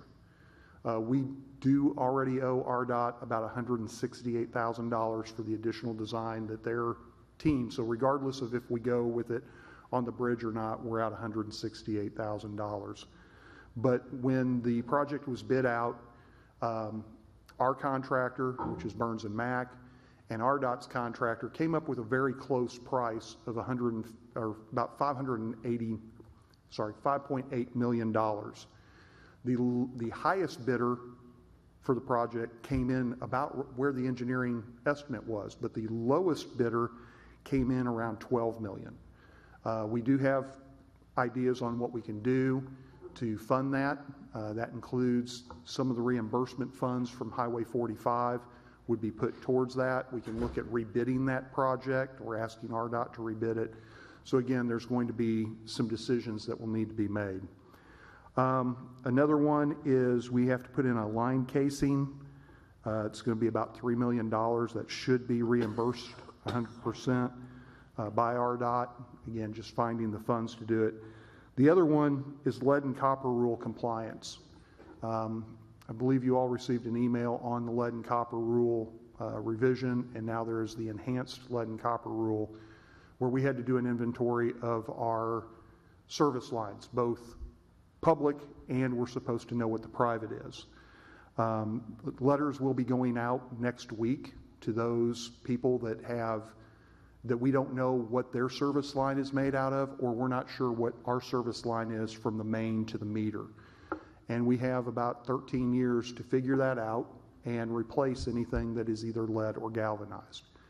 At this time, we have no known lead service lines servicing any customers. I want the board to understand that. There shows one lead service line that we do have in our system. It is abandoned, but because it was a former lead service line, we had to report it as part of the project. But we are looking at how do we go about determining what is right now unknown, to determine is it lead, is it galvanized, or is it non-lead, non-galvanized. 100 of those will be done while we do leak repairs. So we're going to kill two birds with one stone. But there's over 16,000 that we have to determine. Most of those are from the meter to the house. And so that's going to be a huge task. So with that, you can see that right now we're looking at $16.5 million that we are looking for funds, but we have 25.5 rounded that is already funded. And with that, I'll stand for questions on the water portion. Okay, thank you, Director Christina Savage, and then Director Good. You know, Lance, I feel like we've talked a lot about funding this water transmission line, and it seems like the congressionally directed spending always gets left out of the conversation. I mean, that's a big portion. So if you will look at the, let's see, if you'll look at line 3, 48-inch transmission line, phase 2A-1, construction, $12 million of CDS stands for congressionally directed spending. Our portion is $3 million because we have to have matching fund. And that's all we have secured at this time. I thought it was 12 million. It is 12 million. 12 million congressionally directed spending. It's right there on line 3. You'll see 12 million CDS. Can somebody pull it up because I can't see it on my phone? Are you saying that is a $15 million project? Yes. Okay. Okay. So we have attached a project to the money. Yes, that was when you actually apply for the congressionally directed spending, you have to tell the representative or the senator what this project is. And so this is Bozeman's money. What about Yes. Womack's money? Womack did not fund anything at this point in time that has been passed through Congress. We have a $12 million or $12.5 million promise in the 25 But as you remember, 25 has not, the spending bill for 25 has not been passed yet. So that would also be for Towson, and that's what that was earmarked for, was the relocating all of the utilities that are currently underneath Towson or in the Towson right-of-way over, and that was to fund half of what the cost was for the utility reallocation. Okay, thank you. Director Good, and then Director Neil Martin. Thank you, Mayor. Lance, thank you for your vast amount of institutional knowledge. But you just made a statement about replacing the lead or galvanized service lines from the meter to the house. Yes. Is that going to be on the city's bill, or is that going to be on the property owner? We are looking at grants that the government is putting out for this. First, we have to determine, is it lead or galvanized? Right. We're looking at a couple of different ways of doing that. One is self-reporting. So if you know what your line is, you can self-report it. For example, I had mine replaced a few years ago. I know mine at that time was plastic, and it definitely now is basically HDPE, or high-density polyethylene, or plastic. So we, having customers that know that they've had theirs replaced notify us. Again, that will be if you receive a letter. So if you don't receive a letter, you're good, first and foremost. But if you do receive one, then it gives the steps of, identifying it. One way is to dig up the line at the meter, and the other portion we have to dig up is near the house. So it's a 2-point verification. If that turns out that that's plastic there and plastic there, then the assumption is the whole thing's plastic. Or non-lead, I say plastic, non-lead, non-galvanized, because it can be copper, and copper is an allowed material. The other way is a device called Swordfish. We are investigating that doesn't require us to shut down the line or dig up the yard, but we want to make sure that it is approved. We're also looking at representative sampling. So if you have a neighborhood, can we go in and test, if there's 10 houses, can we test 2 or 3 of them, and what they have, we're going to say, because these houses were built in the same time frame by the same developer, they're using the same material. We've asked for that waiver from the health department. We're waiting to hear back. But it will be on us to determine it, or if the homeowner does not want us to determine it, they don't have to. They don't have to give us permission to come onto their property and dig up their yard. And if they say, no, we don't, then we will acknowledge that, hey, that's your right, and we leave it at that. But that's a big gray area on whose responsibility is it to pay for the meter to the house. Remind me real quick of the service line insurance thing that we had. We put it in the bills. We no longer put it in the bills. It is available. Right. Where you can, if you had to replace your service line and you had that insurance, you can, if you have a major leak or something, it will pay for doing that. You can have it, if I remember right, you can pay for just the service line or for the service line and plumbing inside the house. So it sounds like if residents took out that insurance, that would cover. I couldn't tell you without looking at what the insurance policy said, but it definitely would be better than having nothing at all. Agreed. Thank you, sir. Director Neil Martin. Lance, a couple questions real quick. I wanted to piggyback off of something that Director Christina Katsavas said. Did we get, or are we seeking 2 appropriations of $12.5 million for the Towson project? Meaning we got one 12.5 in 24, and we're seeking one in 25? No, it's just the one for 25. Just the one for 20. So for Towson. Okay, so Congressman Womack is seeking that, but it's not. It has not been approved. Okay. If you remember right from the chamber luncheon, we have an appropriations to keep the government open till I believe December 19th. Yeah, something like that. And then, from there it will move forward. And if I thought that the Towson money was separate and apart from the 4 to 5 million we could get for the water transmission line. It is separate, but this one, the 12 million that we have in the 25 budget was approved in the 24 funding.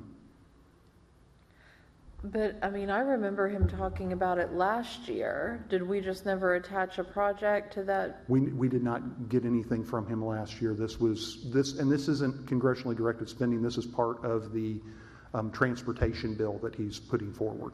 Right, Towson. Towson. Right, but separate and apart from Towson, I thought that his office, what they had communicated to me was 4 to 5 million that they could put towards this water transmission line if we would attach a project to it. We did attach projects. We submitted multiple projects. We did not receive anything from Representative Womack. We received 12 million from Senator Bozeman. So let me ask a couple questions about, we've got the Highway 45 utility water line relocation at 94% reimbursable.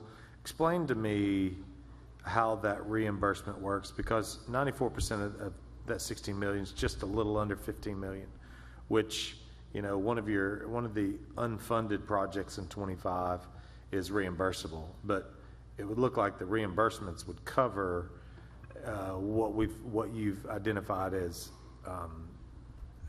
needing funding. So tell me how that reimbursement works.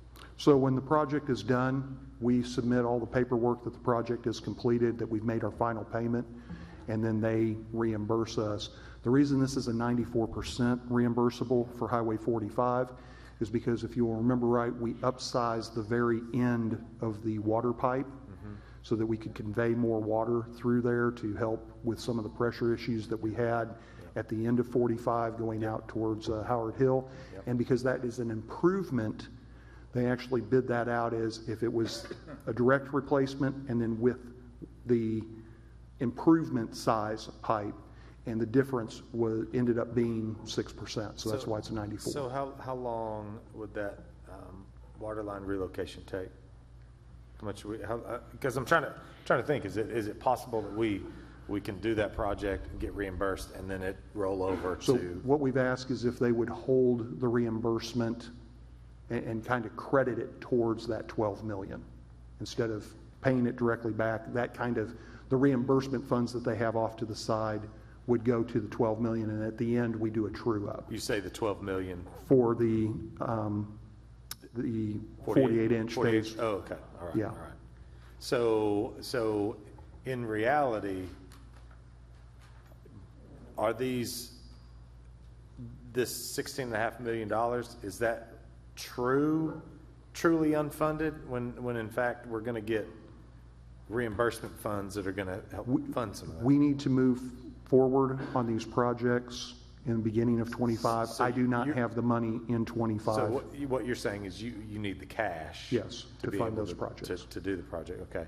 And so with this $16.5 million, or really, let's say that this 26 million here, that comes from rates. It comes from bond funds. Bond fund is the majority of.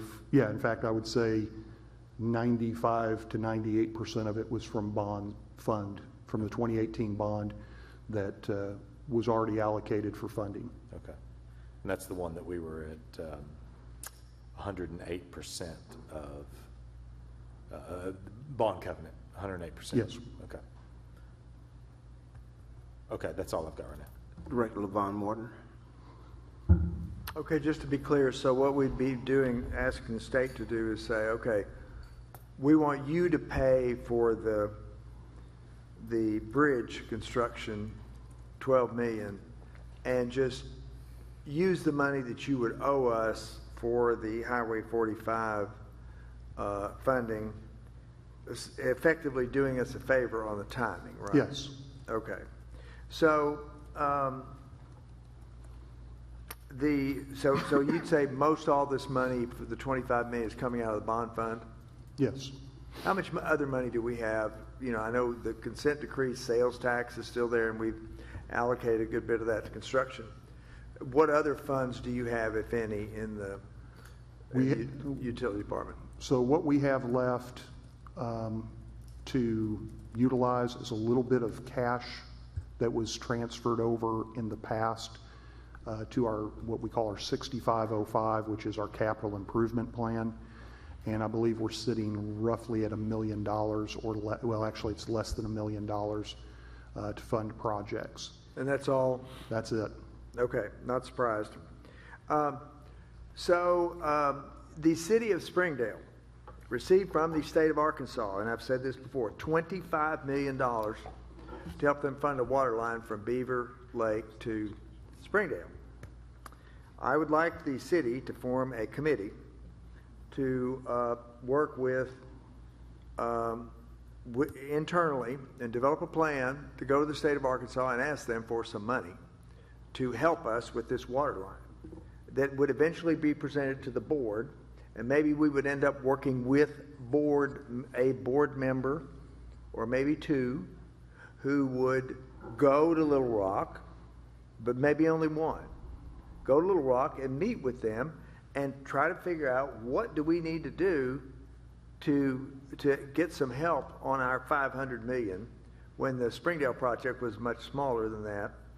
And it may have been, maybe it was $200 million, but $25 million is a lot of money, and basically it would really help us. Or $15 million would help They got us. that from the state, or did they get that from? State. But I thought it was 158 million on the transmission line. Yes. For them? Yeah, No, maybe for it us. was. But For I'm saying, us. if they got 25 million, they got 18% of their total cost. For us, that would be 100 million. What was that out of? Something. How did they? Well, it came out through ADEQ, the department that we have trouble with, or that has trouble with us. So, but we need to start working on that. And We need to be. and we need to start this week. Right. We need to be doing that at all levels. Yeah, I agree. Working to secure funding for these water and sewer projects. Yeah, because the state has money. The state definitely has money, and I think they still have some COVID money that they're passing around, and that's what part of the Springdale money was. But it's just something. It's just a source that we need to try to, and we may strike out. If we do, we can say we tried. If I may, please, because I want to make sure that those state agencies that I'm working with understand that I'm standing up for them. That was not DEQ. That was ANRC. My mistake. And I just want to, DEQ has been working very well with us, trying, especially on the consent decree, to help us find alternative funding sources even.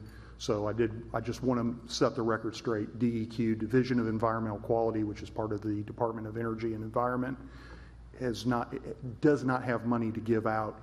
It is the Arkansas Natural Resource Division. Right, and I believe the head of the Arkansas Natural Resources Division was formerly the head of ADEQ. Is that correct? He was the undersecretary, and then Okay. he moved to be the undersecretary. Fair He is no enough. longer with ANRD. But just to confirm, the cost for the water transmission line project's around 158 million. Yeah, that would be a good round number. Okay.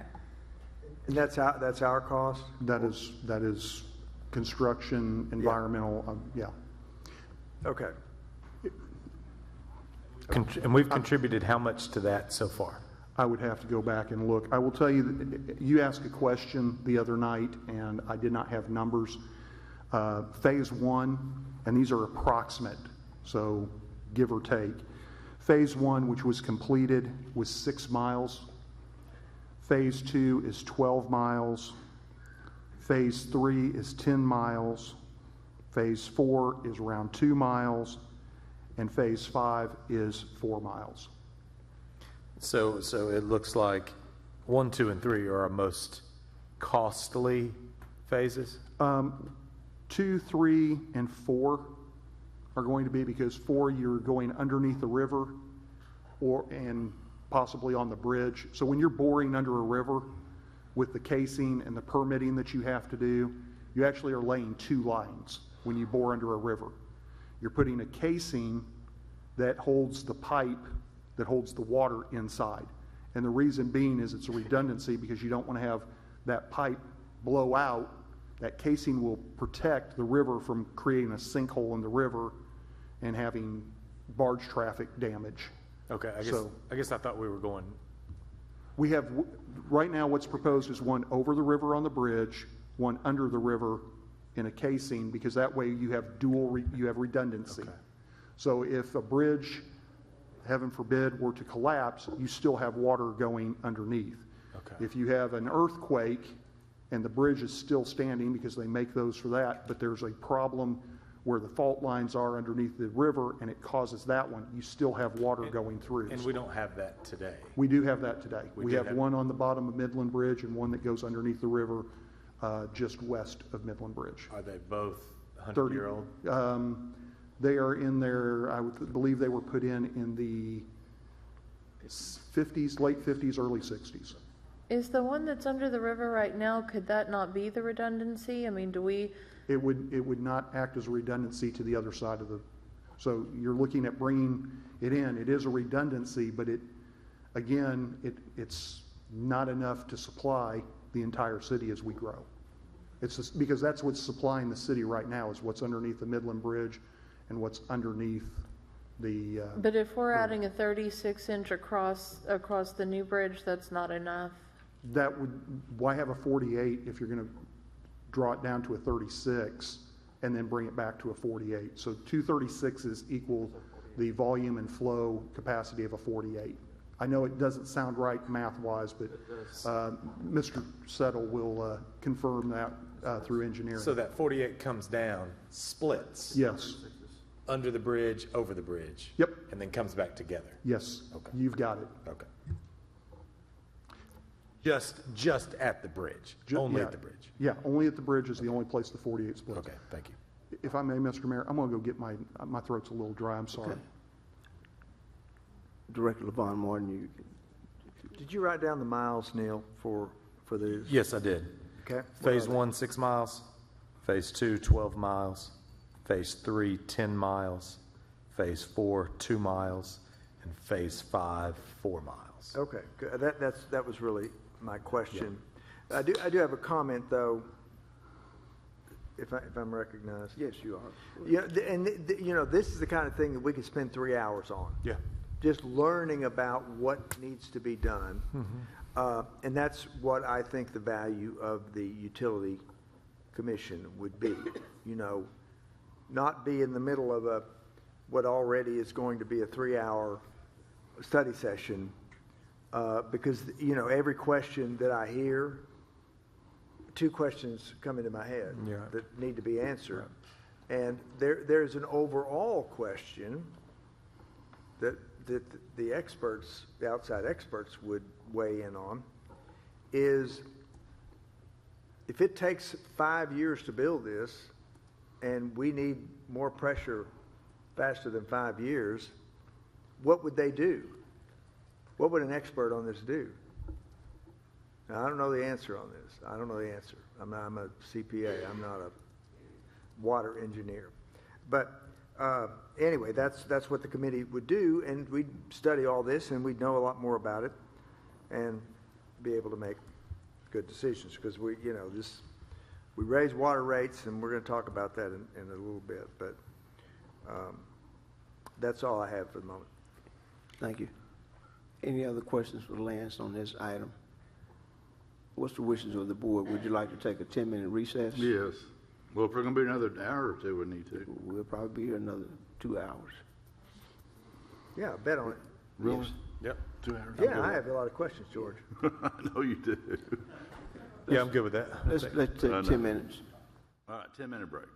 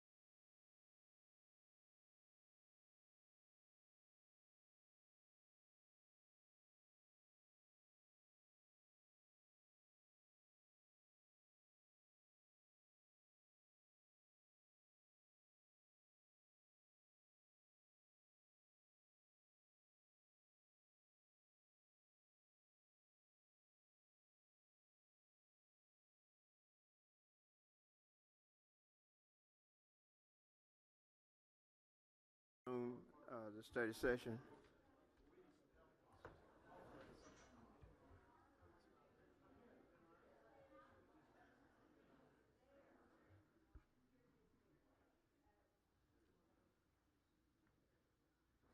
And we'll go to D.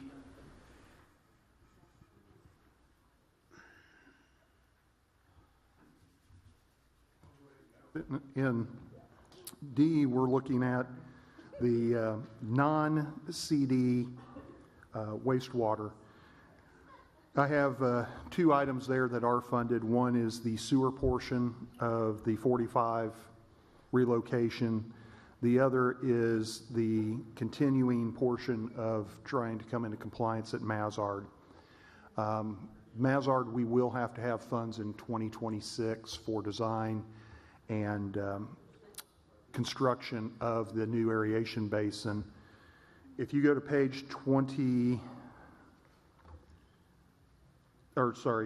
73, for those of you that were at the tour that we did several years ago when we talked about a phasing study, Phase A was the package that included the aeration basin to basically eliminate the trickling filters that are, were put in 1967. I hate to say it when I'm looking at a treatment facility and I see something that is older than I am and is still being used, and there really hasn't been anything major done to it. This year we fixed one of them to the best of our abilities. They don't even make parts. The company was trying to find record drawings and schematics to help us to give to a local company to manufacture the parts to it. So that project, and you'll see 26, this is part of the state consent administrative order that we entered into in February. We really need to get that funded in 26. But currently in 25, I've cut everything that we can except for what was already funded. Apologize. And I'll stand for questions on that. So my question is, you're not even asking for anything new or that's not previously funded? Correct. Not in this one.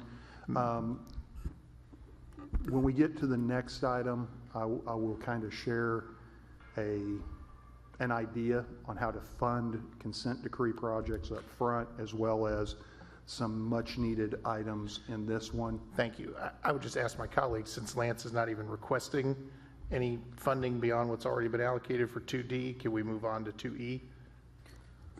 What's the wishes? That's fine with me. Well, I mean, I think what I'm looking at here is, I remember going to that tour, the Mazard wastewater plant. We talked about trickling filters then. That was 3 or 4 years ago. That was 2021. 2021, I believe. June of 21. And which item is the trickling filter here? It is on page 73. It is the second line item that says Mazard Improvement Aeration Basin Package A. So that's $28 million.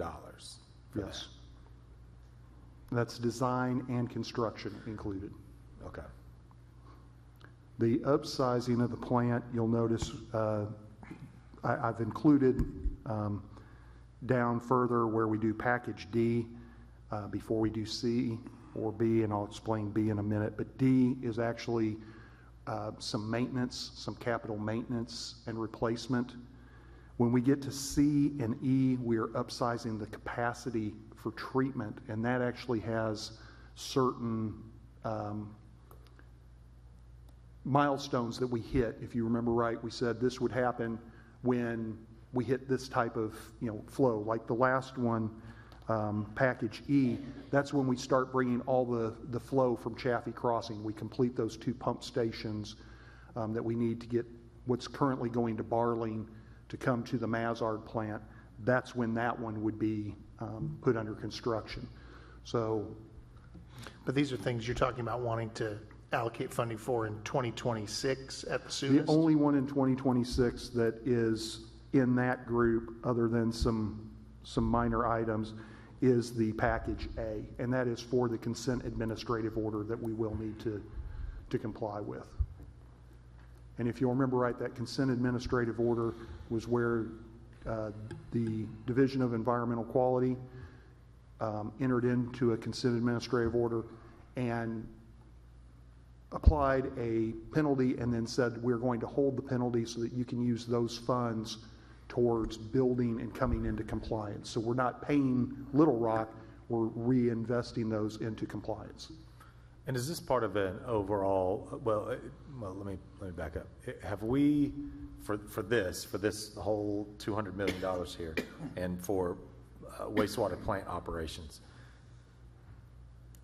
have we looked at third-party companies that have identified all of these things and costs associated, or is this just our estimates?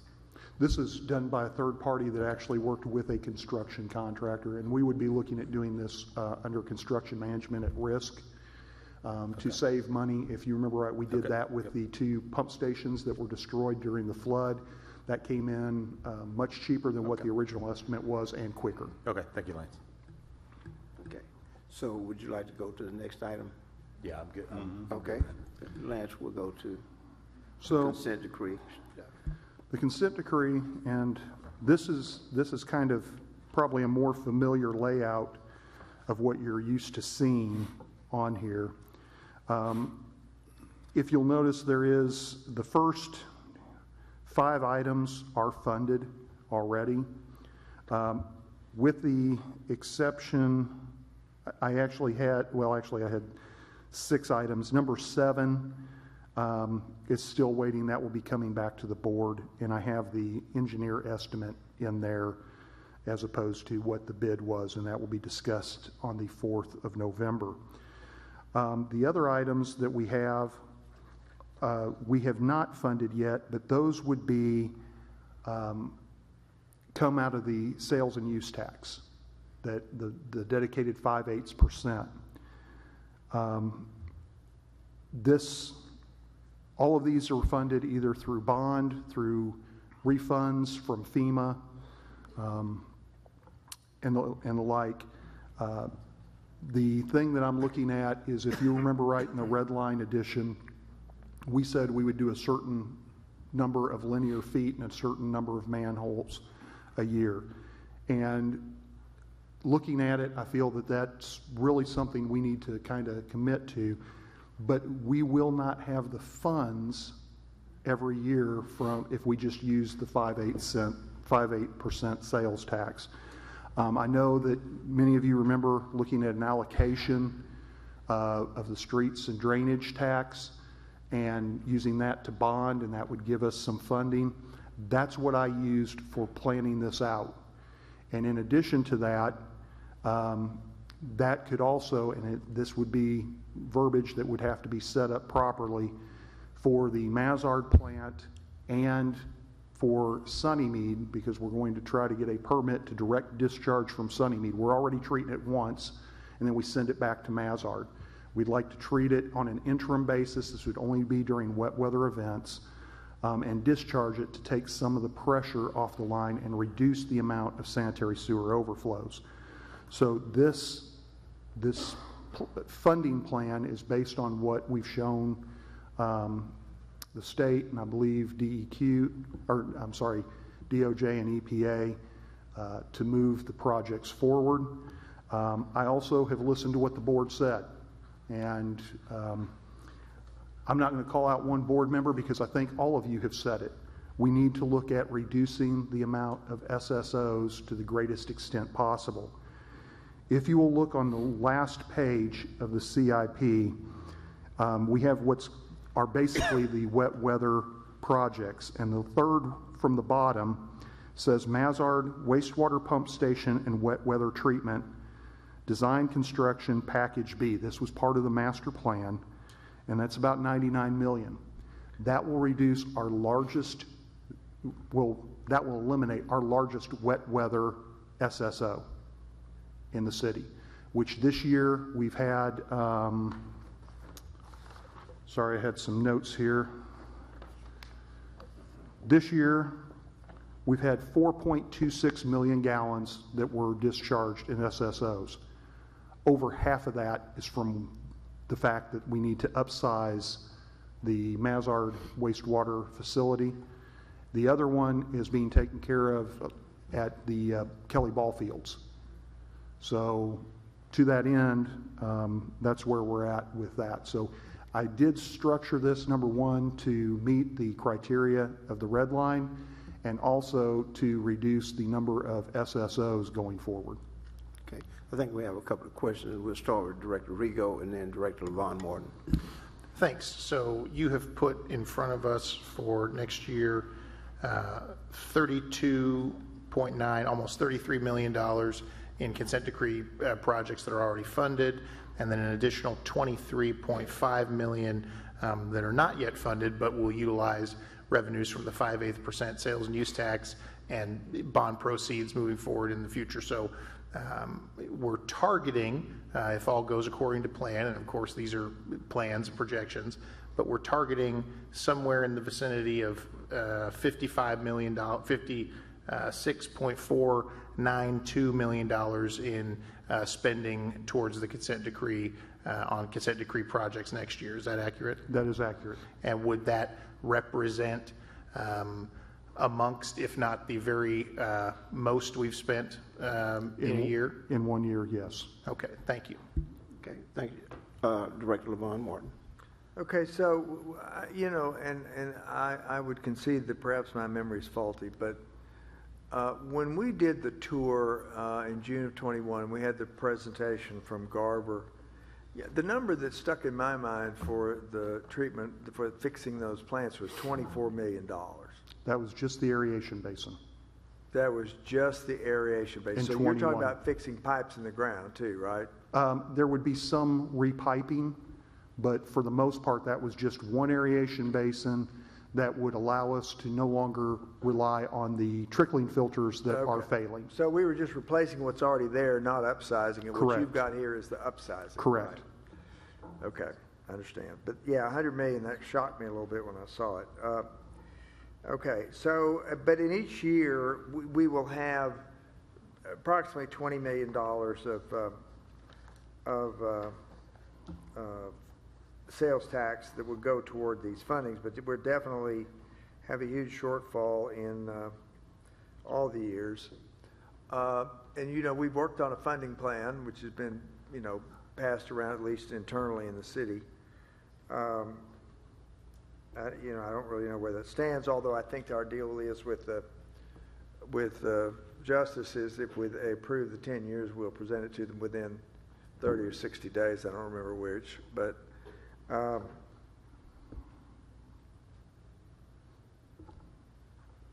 a big gap. Well, if you actually look at the end for that, the gap is about 33 million, and that's based on, again, what we think engineering-wise is going to happen. There could be additional funds that come out from grants, things of that nature that we're going to go after. You know, it's not unachievable, and we may find savings. The 99 million, yeah, that's right, 99 million for the pump station and wet weather improvements. That's based on the estimate for design, bid, build. So there's three ways you can legally do a project in Arkansas. One is design, bid, build. That's what we normally do. We have an engineer design it, we bid it out, and then we build it. The other is design, build. That's where you hire a contractor, they hire the engineer, and then they build it and they design as they go. I don't like that because the accountability issue. If there's a design issue during that, I want to be able to have my input, my staff's input, especially if we're looking at, can you do maintenance on a project? CMAR, we hire the engineer, we hire the construction manager, and they work together. And again, we see a large cost savings on that, but the engineer estimates that we had were based on what we historically had done, because CMAR and design build were not legal options for us until a few years ago. That changed in the Arkansas law. Okay, so to me, and what I remember about the funding plan that I worked on with you guys is that the initial source of money for water was a bond issue, and then the initial source for the consent decree might have been an SRF loan, for example. Because that SRF, you don't have to pay anything but interest for 5 years. Then the principal starts, you have a 30-year amortization, and you are allowed to count rate increases past as future revenue for the SRF. You don't have to have the money in the bank. I was told, maybe she told me wrong, a person in Washington, D.C. And that's, yeah. This one was to take the allocation that we were going to take, the 3/8% of streets, bond that as a sales and use tax, and that was going to provide $350 million. It was later in the year, later in the schedule, that we were going to do exactly what you said. That's fine. And so we just have to work on the timing. So the idea is 3/8 of the 1 cent would go here, and that coupled with other maybe borrowed funds would fill the gap. But now, is it going to fill we got to have a big loan somewhere. $350 million was the bond issuance on the 3/8%. And that's 100% on the consent decree? 100% on the consent decree, or wastewater that is on the ballot, because again, that would be the Mazar treatment and then the Sunnymead project. So I understand. That way the citizens know exactly what that money is going to. Right, and the bonds would have the 10-year call.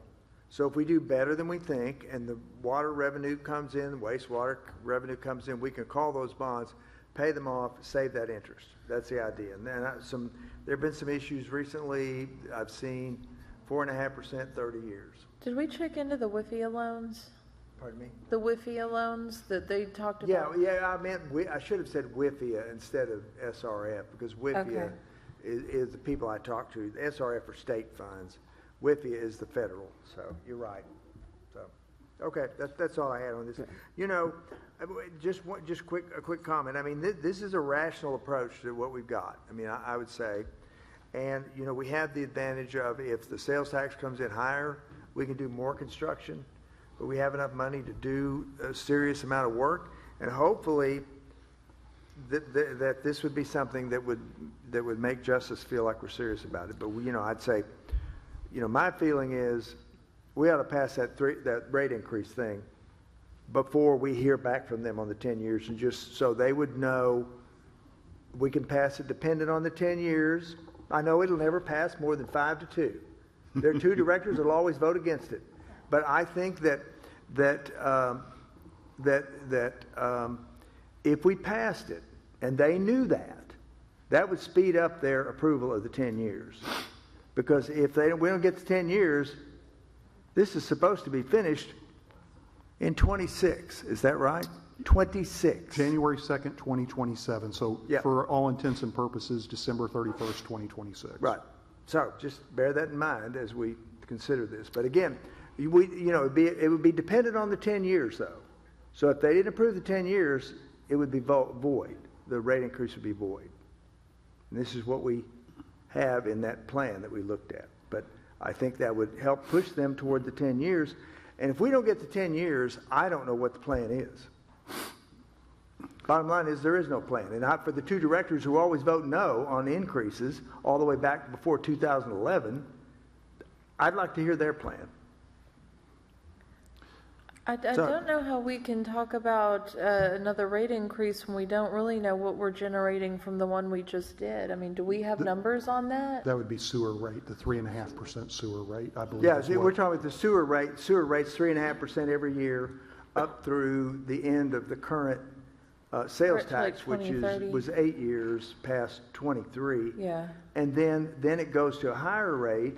But if we can borrow the money, and we'd want to make sure this bond issue counted, Lance, as borrowed money toward that. Yes. If we borrow the money, we don't have to go above 3.5%. So basically, what we'd be approving, if we execute the plan with no hitches, is a 3.5% rate increase every year for the entire 10 years, which is 30 cents a CCF. So if you use 20 CCF, Neil, that'd be $6 a month. Okay, that's all I got. Director Settle, I think you were next. Lance, how much would this Mazart project reduce our SSOs by? 30%, 40%? It would reduce it by close to 50% in volume. Okay. And this year, thus far, because I figured somebody was going to ask this, we've had 103 events, 119 days. So some of these events last multiple days, and a day is anything that goes past midnight. So if we have an SSO that starts at 11:30 at night and it goes to 12:10 the next morning, we get hit with 2 penalties because it's considered 2 days. Which makes no sense, but okay. We have put in the red line that we would like that per 24-hour period. A roll in 24 hours, something like that.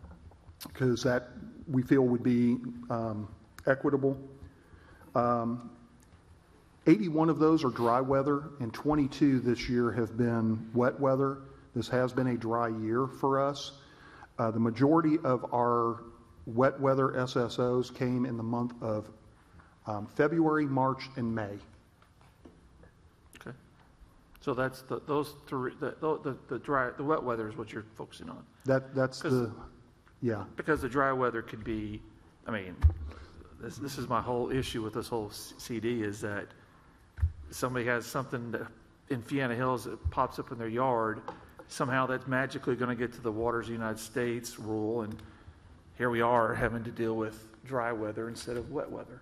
And that was the whole administrative order in the 82 was the wet weather, and we're spending more time on dry weather than we are wet weather. So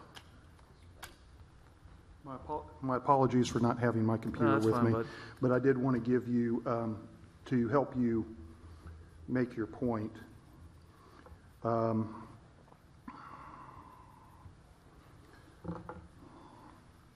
Of those 81 dry weather SSOs, 2 have been because of a contractor or a construction company hitting our lines.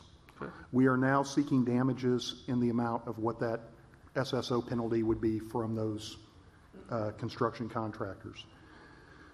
28 have been from debris, 1 from equipment failure, 23 from grease, and please note that that grease is in residential areas, not coming from a restaurant. 16 from line breaks. Those were lines that needed to be repaired or replaced, and they broke before we got to them. 4 were other, and 7 are from roots, where you'll get a root ball that grows into the line, which I'm actually, 7 sounds bad, but compared to where we were in 2015, yeah, we have really done a great job with our root program and our grease program. So, but the grease, again, we can't regulate. I'm not going, and I'm going to pick on Director Christina Casavas, if I may, because I know she's on a septic system, but I'm not going to come to her house and say, if you dump your bacon grease down the drain, I'm going to slap you with a penalty. I can't do that. Nobody can. But there's nothing stopping somebody taking their bacon grease or the Crisco they bought and pour it down the drains. Yep. Right? There's nothing we can do, but we get penalized. Yes. If that causes an SSO. And that is why one of the things we put in the red line is if we are compliant with our CMOM program, which includes line cleaning, and we have these, that this would be taken into consideration. Doesn't mean that they will, but we're asking that they do, because everyone across the U.S. can have the best fats, oils, and grease program and still have these types of SSOs, because we do not regulate and shouldn't regulate private citizens. I agree with that. So, I mean, if we all wanted to go to the local harps, buy Crisco, pour it down the drains, and cause an SSO, there's nothing we can do about it. Correct. That is what's wrong with the CD. I hope the people that are watching this from D.C. and Dallas see that and rethink what we're doing here. That's all I got to say, Mayor. Thank you. Any other questions on that? Just one point of clarification. So we could spend $99 million on the Mazar treatment plant, and it only reduces our SSOs and presumably the fees we're paying by half. It will reduce the volume by half, which is important because that shows progress. I would have to look at exactly how many we've had directly there, but that is one of our repeat wet weather SSO sites. It's no different than what we're doing at Kelly Ball Fields right now, removing a repeating wet weather SSO. But this also sets us up for success in the future because as the city grows, we also have expansion. This includes another line that goes out to the river. It includes a new contact chamber so that we can handle those higher flows. So we're definitely not building a Cadillac, but we're not building a Pinto either. We're building a good Chevy. It's not even a GMC. It's a high-end Chevy to get the job done. Well, a lot of times I hear from people, we've got to do something where we're not paying these fines, we're not paying these fees to the government, and so we're looking at spending over $100 million before we're to that point. Would that be a fair assumption? It's going to be more. Until we get done with the consent decree, the potential is going to be there to pay fees for SSOs. That's just they are currently counting on people having SSOs, and they are going after every city that's under a consent decree for every SSO. I can tell you right now. And we don't get any of that money back. No. It just sits in the treasury. Correct. Seems counterproductive. And I would agree with you, as would our lawyer and our consulting engineers, because it is if we're moving forward trying to get work done, and that's what we're trying to do. That's what I've been working on. That's what this board has been directing us to do. If we're working towards it and you keep taking money away from the projects we need to build, what message does that send to the citizens? What message does that send to us? It's basically, it's kind of futile, if you will, that you're in compliance, but we're going to comply because that's who we are. We're a city of integrity. I think what I want to get a better handle on is it our communication strategy, or is it just that they are unwilling to listen or work with us? That's what I don't feel like I have a good handle on. I would say, and I can't go back, I wasn't involved until 2020 when I got involved, and it really was 2021, 2022 when we went to Dallas is when we really got some things moving. We have been painted with a unfair brush. And this board has talked about it. Citizens have talked about it. This is stuff that goes back to the 70s and 80s that none of us had any control over. But we were painted with this brush that we don't want to comply. We're entitled. We feel we shouldn't have to comply. Fort Smith is special and outside the law. And that's not the message that we've been sending since I've been involved. So, to your point, you were told in D.C., and I've heard you say it, that we really need to build a relationship with DEQ. And I've worked with that. I've worked with my contacts there to let them know what we're doing. It's really nice when they ask me for information and say, hey, can you send us, where are you at with your SSOs right now? Can you give us a breakdown of your dry weather and wet weather SSOs by number, by days, by basin? And I pull that up and I send it to them, and we have that back and forth communication. We really don't have that right now with DOJ. For whatever reason, they don't ask the questions that we're getting from the state. So I welcome questions, and I've told them that. I think it was Director Rigo in our first one. I said, look, if you need me to stay behind, because I actually had the last flight out of Dallas that night and everybody else had an earlier flight, I said, you need me to stay around? I'll stay around. We can go over every line item that we've got here. And their response was, nope, we'll be in touch. So they were in touch. We responded to some stuff and have had better back and forth, but I still think at times they go back to Fort Smith has the longest standing non-compliance record ever, instead of look at what Fort Smith is working on to move forward. My opinion only. Okay. Director Rigo.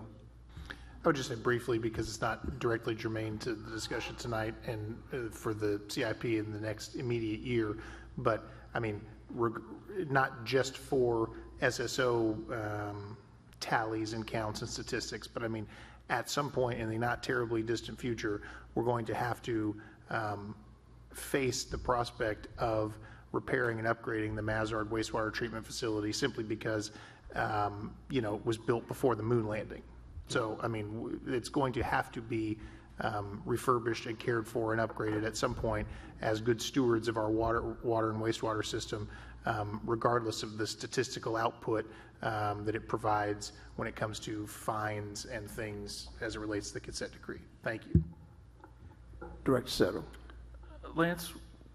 Yes, sir. May I ask that if you take the consent decree from 2025 through 2036, would you separate engineering, design, and construction? Yeah. Because I'm wondering, kind of what you said earlier, and it hit me again, is do we take a different approach? Do we do all the engineering design and get it all done, and then we don't have to do it as we go? Then we know what the plans are, and then we know what we got to do. Yeah, I can look at that. Instead of engineering, construct, you do all the engineering, all the design, have it all done, and then that becomes your template. And then, just so I'd like to see what the breakout is, engineering versus construction.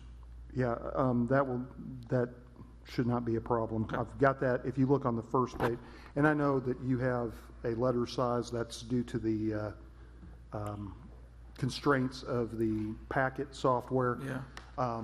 I'm not that young anymore. I went to the eye doctor yesterday, and he told me, get used to it, you're old. Yeah. So I printed mine out on a 11 by 17. If the board would like that sent to them electronically by 11 by 17, I can send that. That's fine, but just give us a summary of the money, the projects related, what we do for the design, the engineering, to make sure we allocate the pipes right, the sizes right, and then what the construction estimate cost is. Yeah, Thank you. That won't be a problem at all. Thank you. Any more? I just Go right ahead. wanted to clarify what I was getting at with that. I think maybe Director Rigo misunderstood what I was saying. I wasn't saying we only need to fix things to get out of fines. I just want to help the public understand that it's not as simple as what it may seem, that it's going to cost at least $100 million before we can get to that point. So I wasn't advocating that that we don't fix the Mazard plant. That's not what I was saying. I was just for clarification for the public, because a lot of people, they hear that we're being hit with these fines and they're saying, why don't you fix this? And, I think this helps provide a little bit of clarity to why it does take some time. So, and to your point, Director Christina Casavas, if you look, and again, I will send this to administration to send out, Basin 10 and 14 Phase 2 construction, it's on the last page. That all the way down to Basin 12 capacity improvement Phase 1, all of those are capacity projects that are wet weather projects.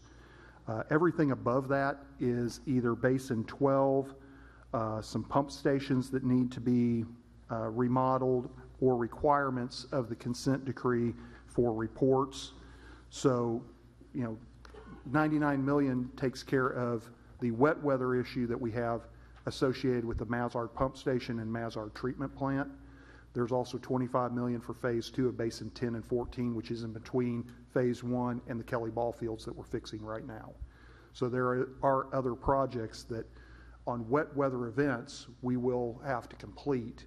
In fact, we are finishing an updated hydraulic model which will go into our new capacity remedial measures plan. We're hoping to show that some of these projects won't be needed.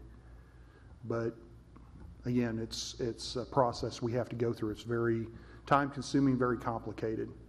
And I would say the Kelly Ballfields one is, the most obvious. It's the one I hear the most about. I mean, it's there on Old Greenwood, a major artery in town, everyone sees it. Yeah.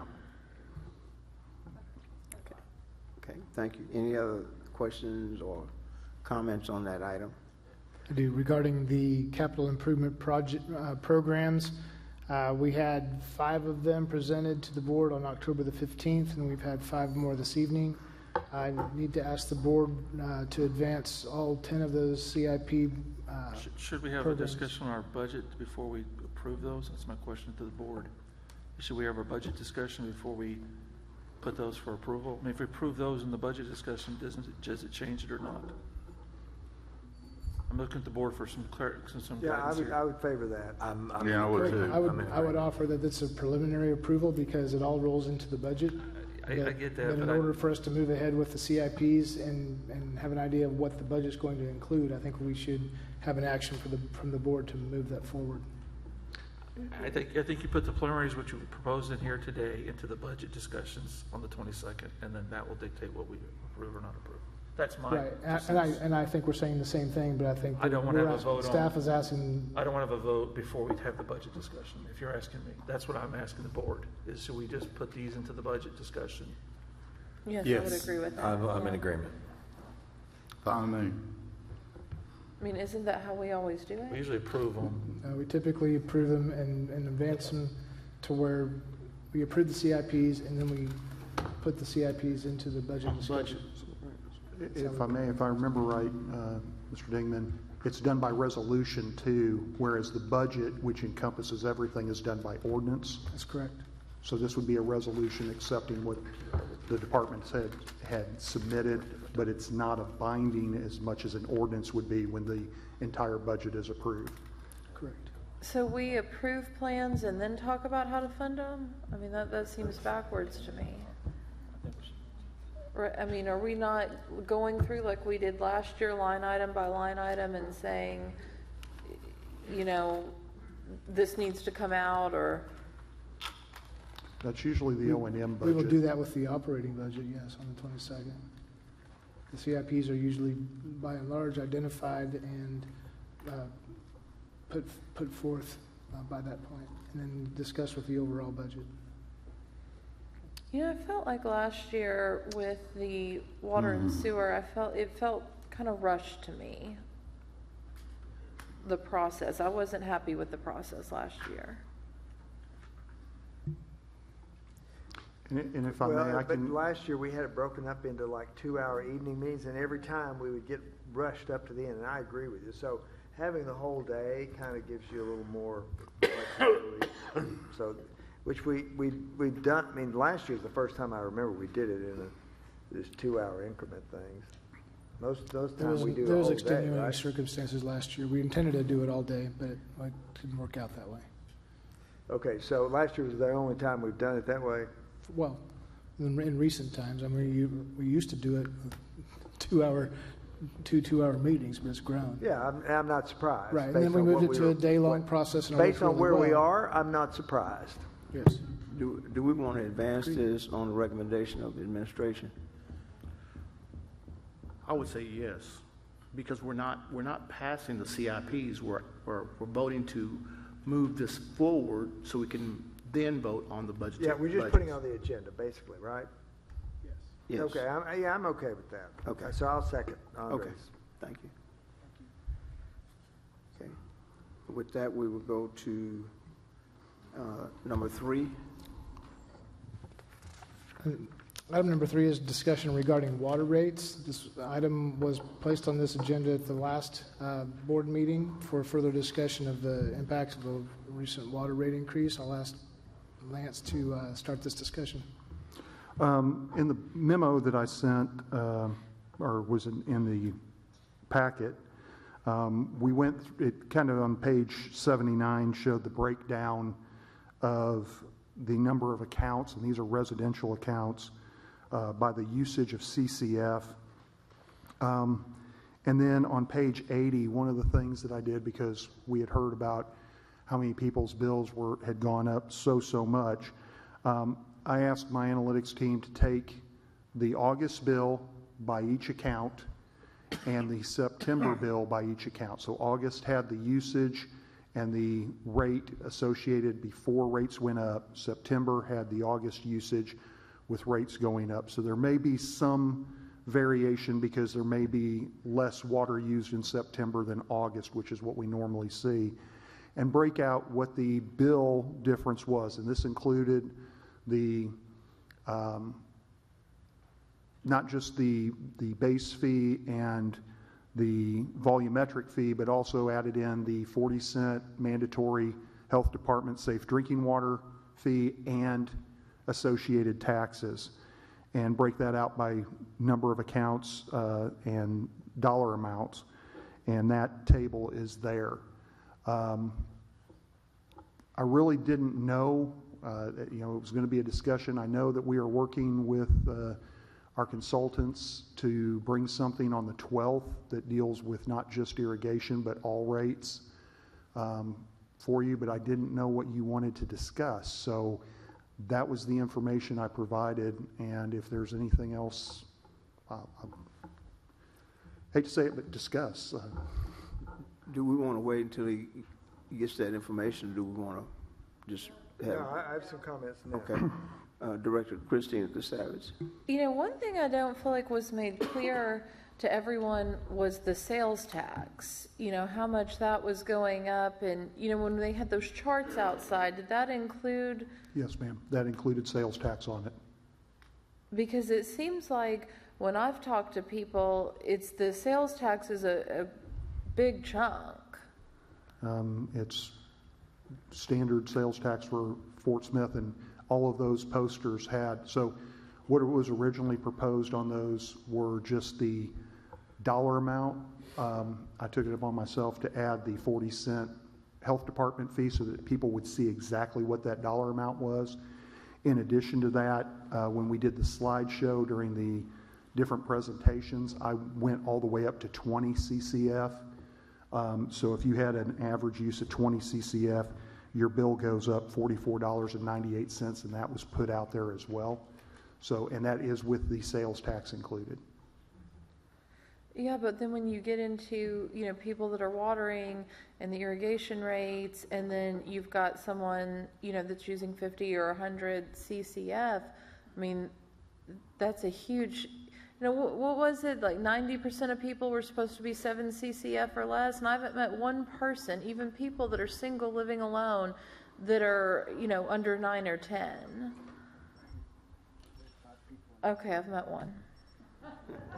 I'll defer to Director Morton, but I think that's a piece that got left out of the conversation was, we talked a lot about the base rate increase. Was that like $1.40? Is that right? On the... Hold on just a second. I thought it was, did it go up $1.40? It went from for a 5/8 inch or 3/4 inch, which is a standard household, went from $4.97 to $6. So, okay, so $1.03. I mean, I feel like we focused on that. We talked a lot about that, but no, I'll defer to Director Morton. Director Morton, and then we'll go to Director Rigo at that point. Okay, probably 3 meetings ago, I asked for other cities' water rates, and I've that will be on the 12th, sir. That will be in the packet for the 12th. If it took until the 12th to gather it, I'd say that's okay, but it doesn't take till the 12th to gather it. I did a 1-hour search on the internet, and what I would say is per CCF, and remember our rates are $2.28, the new rates, $2.66 for the first tier, which is 1 to 3, $3.86 for the second, and $5.26 for the third tier, and then $6.76. The first tier and all the tiers, there is no tier, Greenwood, $5.98 for every gallon, for every CCF, $5.98, Greenwood, not on our system. Van Buren on our system is $5.76. For Fayetteville, which is the other one I would consider appropriate, theirs is everything above 20 CCFs is $5.04. Our 676, is probably for any kind of a large city the highest rate anywhere. And I think that we are charging less than the cost of producing the water for the first tier, at least the first tier. And so what is happening is that if it costs $4 to produce the water, and I have no idea. Lance, do you have an idea what that number is? I mean, I asked this question of you, and I asked the question of Dave Nauman at least a week ago. And we are still working on that because of all the considerations. It is over. We're looking between $4 and $4.50. Okay, so we're selling water at $2.66. It costs us $4 to produce. So the people who use in the third tier, and I can't recall what that is. That dollar-wise or? CCFs in the third tier. That would be 8 CCF to 16 CCF. So everyone that uses over 8 CCFs is subsidizing everyone below 8 CCFs. That's what that tells me. If it costs $4, and I'm giving the benefit of the doubt here, $4, we're selling it for $2.66. I'm not sure we should be doing that. I would agree. If I may, that is the average cost for delivery. So I want to kind of put it into a perspective.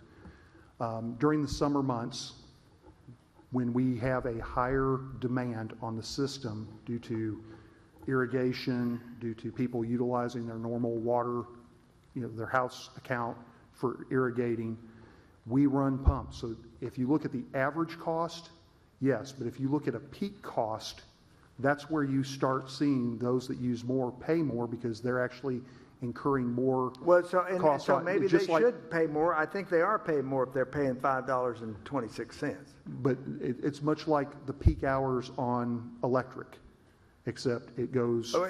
Fair enough, but I'm not sure that means that there's any period of time when you should sell water at $1.34 below cost. I'm just looking for fairness here. Because someone who's really in a low income situation, the way we raised the 200% of poverty level income for Project Concern, the way we raised that, if you have several kids at home, you can have pretty high income and still qualify if we remember what that table is. So anyone on Project CCF, on Project Concern, is going to get the benefit of not having high income. So we've got some hard thinking and talking to do about this, about whether we want to sell water below cost. And I can assure you, Greenwood, Van Buren, these other cities are not doing that. So that's all I have. Director Rigo, and then Director Christina DeSavage, and then we'll go to Director Neil Martin. Thank you. I just want to make sure I'm understanding the chart on page 79 correctly. Does that illustrate that, based on your analysis and the data that you pulled, that 79% of the accounts fall at 7 CCF or below of usage? Yes. Thank you. Okay. Director Savage. I just still don't believe that. I just don't. I don't know anybody who is 7 CCF or less. Everybody I talk to, they're using, 20, 30. This is data, right? One or two people households are in that. This is real information, Lance? Yes, this is information. Yes. Yeah, 1 or 2 people households, I see them all the time. Consider that way. I'm a 3-person household, and I'm using at least 50, and this is after I got my leak fixed for $3,000. So, everybody I talk to has this problem, people that live alone. But, it seems like we're talking about subsidizing. It seems like the residential customers are subsidizing everybody else, commercial, industrial outside customers, because we're only 30% or less of the total water usage. And it seems like the water rate increase fell on the residentials. It fell on our backs to support everybody else. So, we're talking about subsidizing. That's how it feels like to me. Is that not accurate? That's not accurate. Okay, tell me how it's not. So, again, going back to the demand, we are actually having the commercial and industrial rates are recovering a little bit more than what the residential recover. So that we actually pass some of that on to the commercial and residential, not a lot, but what's allowed by law. And then if you remember right, in December, when we came, we actually brought 3 tiers, not 4. The 4 tiers were directed by the board. And it was to help with the impact on those with set income. And so that's what we went back and did through January, February, March, and into April, is we looked at that 4 tier as opposed to a 3 tier. And the 3 tier, the lower tier, the 1 to 5 had a higher rate. The 5, just what we had used in the past, had another rate, and that top rate was lower. So to help those on fixed income, we did a 4 tier at the request of the board that kind of pushed that up a little bit more towards the higher tier, because that's the ones that use more water and actually have a higher demand, cost more electricity, all of that on the city to deliver the water. During this whole process, my question was, if residential users are less than 30% of the total water usage, why are we only talking about residential? Why aren't we talking about commercial? Why aren't we talking about our, and you guys kept saying, oh, because of the law, we have to raise rates on the residential to raise rates on everybody else. And it doesn't seem like everybody else is feeling it. I mean, you've got a spreadsheet that says, so many people use 7 CCF or less, but I was also told the average increase was going to be $1.90. That's what we told people. It would be under $5 with an average of $1.90. And I said, okay, I'll pass a $5 flat fee increase. That's what I'll do. And oh, we can't do that. The attorney said we can't do that. So, I feel like what I'm told is that my common sense isn't worth anything. And that guy from Burns McDonald, when he was here, I told him, I said, I don't believe you. I don't believe it'll be less than $5. And I don't know anybody whose water bill has increased less than $5. Mine has. And I actually went up a CCF from what I had used the previous month. All right, I yield my time. And if I may, and I'm not trying to be argumentative or combative, but we also looked at when we started having the calls about the bills coming in. And what we did is we billed cycle 1, 2, 3, 4, and 5. And it kind of goes north. It's not quite by wards, but we looked, the 1 and 2 are northern part of the town. 4 is part of the central, south, and definitely the east. And then cycle 3 is kind of more of where Ward 3 would be. We had 2 or 3 phone calls from cycles 1 and 2. When we started getting the most calls on the usage and the bills were when we got to parts of cycle 3, but definitely cycle 4. So, I understand, you live in Ward 4, you deal with everyone around the town because you're at large, but what we're seeing statistically also on the complaints were cycles 1 and 2 really didn't see a large complaint. We had maybe 3 a week, and it was more asking questions. It's when we got into cycle 3 and then definitely cycle 4 that we started getting the numerous phone calls into the call center. Which I think kind of goes to Director Morton's point that we have a few people subsidizing everyone else. And I'm not going to argue that point. Again, we had a 3-tier system. How many calls have you had from commercial or industrial? I would have to ask staff that, but to my knowledge, it's been, we had the calls up front from commercial and industrial asking what the rates were going to be, all of that. And they actually called ahead of time in July and the 1st of August. I don't know that we've had the calls. Most of the ones that we've had are from residential. Okay, so what I'd like to request is, every time I request something simple, I get, 5,000 cell, Excel spreadsheet. I want something like a PDF with the actual numbers of accounts by CCF, like not a table. So like if, we have this many users at, 150 CCF or this many users at, you see what I'm saying? Yeah, I've got that up to 101 CCF right now, but we can get that extended out.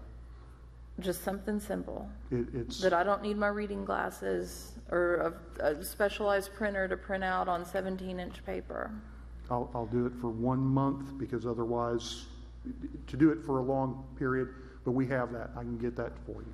But I'll get that to I you. will, just to reiterate, I feel like our conversation was always around residential when it really should have been around commercial and, our industrial and outside customers. Thank you. Next in the queue is Director Neil Martin, then Director Settle, and then we'll go back to Director LaVon Martin. So Lance, one of the things that I heard, and I know we've asked for cost to produce a CCF, and you said it was anywhere from $4 to $4.50. If I remember back, the focus of these rate increases, there was trying to minimize it on our residents, but it was also to realign those users outside of Fort Smith that were buying water from the city of Fort Smith that had a really much lower rate than any citizen in Fort Smith had. So if we're looking at this and it costs us anywhere to $4 to $4.50 to produce, yet we're selling it to outside users for $2.52 and $3.04. And I know you're going to say distribution and all that, but to me, that was the key item. Is we wanted to be more equitable with our outside customers, that they're paying their fair share. Yes. Not necessarily the residents of the city of Fort Smith. And I feel like, that was it. And we even talked about just raising those on the outside, and then legal said we couldn't do that. Correct. But I sit here and look at that and say, now knowing it's $4 to $4.50, we didn't do enough on outside of Fort Smith, and we're the residents are dealing with that now. The residents of Fort Smith are subsidizing Van Buren or Cedarville. Again, when you look at that, the amount that they use is built in to the calculation, and they don't pay for any of our storage or any of the pumping into storage tanks in town. It's just pass through. Okay? Are you saying that the cost for producing water for them is less than the cost of producing water for us? The cost to provide, because we're using produce and we're using provide. The cost for producing water is the same for everybody. The cost for providing water is different. Well, is the cost of providing or I'm using $4 to $4.50. That was a number that I talked with Dave Nauman about last week. That may not be accurate, and I'm sorry if it is. I'm not trying to provide misinformation. I will, again, we're going to have all of the data, and Dave is planning on being here on the 12th. But when we looked at that, we went through, and that's why the south of the river, it costs more to deliver that water to our contract water, Barling, Lavaca, all that, south of the river than it does north of the river. So that was taken into account, plus the 5% return on investment, 3 to 5%, so that we actually are covering our depreciation cost. And that's where that number came from. So again, I may be completely off on the $4 to $4.50. That was a number that came to my mind, and again, Dave will have that because he's looking at some other aspects to that, but it does cost more south of the river. That's why we're doing that. For those that live outside of Fort Smith that are direct customers, if you'll remember right, there's a 50% increase from what everyone's paying. And that's because we have to have special insurance to drive on county roads, dispatch. So if you're not living in the city, you actually have a surcharge as well. But it's still less than what our residents are paying. No, this is on for those that are direct customers of ours. The South Sebastian area, it used to be James Fork. There is a 50% surcharge on there. So they'll pay. It's our rates plus 50%, Yes, right? that is that's correct. a short way to say it. It's what we pay plus 50%. You're talking the 252 that we pay, or No, they would pay. Yeah, they would pay. That we charge folks north of the river. Yeah, the $2.52. No. Yeah, the first tier would pay $3.99. Second one $5.80, and then $7.80. No, I'm looking at the wholesale volume. No, this charge. is not wholesale. No, this is it's retail. the residential Okay. rates. Residential rates. So are we recouping the cost of what it costs to produce and provide Yes. Right now we for are. outside customers? For outside customers, yes.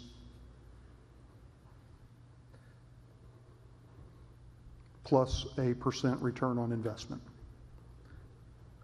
I want to make sure that that we address that when Dave's here. What is the rate? What's the rate we're paying, or the rate we're charging? Does anybody know that? $266 for the first for in city. $266 for the 1 to 3. Outside of city. $3.99. $3.99. And then $5.80, and then $7.89 for the next tier. Well, direct customers, wholesale customers. Well, I'm talking You're about. wanting the wholesale prices. Yeah, I do want the wholesale price. What we're, yeah, $2.52. So what we sell to those north of the river, right? It's $2.52. $2.52. And that covers the cost to produce and provide. And to provide to them at their point of tap. To the city of Granby or Yeah. to their delivery point. So, But then they pay the cost of all their lines. They pay their all distribution, their repairs, right, they do. Storage, and pumping. their billing, they do all that. So there's a lot of the costs they incur, we don't have to incur for that. Correct. The other item I wanted to hit on is, Director Katsavis hit on that, is, we did focus on certain groups, or not groups, but certain items when we're looking at these rates. And we did get hit by, or we had a lot of people reach out to us because they were caught off guard. People were caught off guard when I had my neighbor, or a guy that I know that lives in my neighborhood. He reached out to me and he was like, I looked at the rates. I looked at, what you guys were putting on those placards, and I had an assumption of what it was going to be. And then his bill comes back and it's hundreds of dollars more. And, that was really of frustration for us, because I think a lot of people got, and I think people can understand a water rate increase. It's not difficult to think about. I think they expected something and got something else. And, whether it's irrigation or POAs being commercial, all these different things. I just think a lot of people were not expecting it, and we had time to discuss and talk about. And I'm not looking at you as being at fault. I'm looking at all of us being at fault. And I think we should have done a better job communicating those things out, and I think at that point we'd have had better citizen impact, or better citizen feedback, instead of folks coming in on the backside and filling this up and yelling at us because of what we're doing. I mean, I get it. I understand why, but felt like we could have done a better job on the front end of making folks aware. And I think we've still, when Dave comes back on the 12th, I think we've got to talk more about this and get some of that resolved. Director Settle. Thank you. So instead of waiting till the 12th and asking questions, and then we have to go back and read it again. So the way I look at this is you got summer and winter.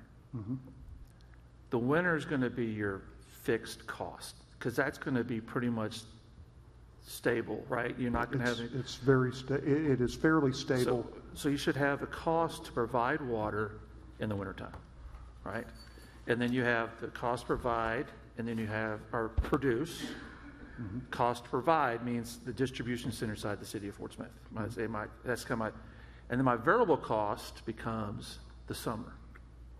When more water is being used, more chemicals are used, pumps are running more, labor's more because you got to treat more. So when he does his analysis, look at it from a standpoint of the fixed cost. What is the winter rate? When everybody's using the bare minimum, nobody's watering lawns, nobody's swimming pools, nothing at all. And then the variable cost becomes the summertime. That's how to look at this, because now you've got a base flat rate of here's if nobody watered the lawn in the summertime, nobody's swimming pools, and this is the base price or the fixed cost. And the variable becomes more usage, more things, and that changes it. Instead of looking at a year average because you're figuring summer and winter, figure out what it is from two different ways, the fixed side and the variable side. That might lend to more, and then look at it produced, so everybody that's outside the city, and look at the produce plus distribution. I think that would be the true telling of what it really costs to deliver water to the citizens of Fort Smith and deliver water to people outside. Now, I've said this, and Lance, I'm not going to say anything different. I've always said that people outside the city should be paying a more premium than the people inside the city. And I'll get lawyers, blah, blah, blah. But for a long time, we've subsidized them. We're making it better now. But I've always believed that if you do the math, and I've done the math and showed you, you heard what Levon said. You said some city was 5 something. They're charging $2.50. You hear where I'm going with this? I mean, they're $3 for their distribution center or their other stuff. So I'm not going to point fingers because everybody's kind of doing the same thing, but we should be able to recoup more of our cost, because maybe the 48-inch line only needs to be a 40-inch line if it was only to distribute to the citizens of Fort Smith. Or it should be only a 36 line, and that other 12 inches could be. That's how I look at this. I look at a very engineering-wise standpoint. What's it take to deliver here, and what's it take to deliver for everybody else? And that upcharge and pipe size and things like that should be paid for by more of the people outside the city. Not saying we're trying to gouge them. Please, my fellow citizens outside the city, don't try to do that. But we sell 40% of our water outside the city, and that does not include Greenwood.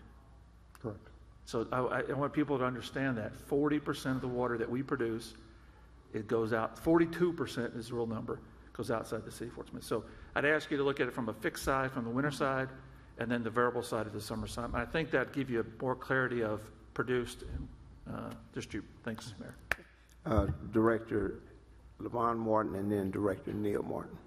Okay, so page 18 of the budget actually shows the breakdown of water volume sales for, and this is above base sales, for commercial, contract, industrial, and residential. Based on the... What's that? Okay, this is something relevant to the questions you all asked. Okay?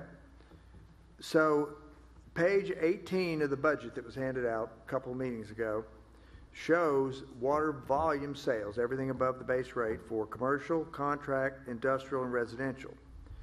Based on the budget, which is, based on what you guys think they're going to use, the cost for commercial went up 79% between 23 and the budget for 25, 79%.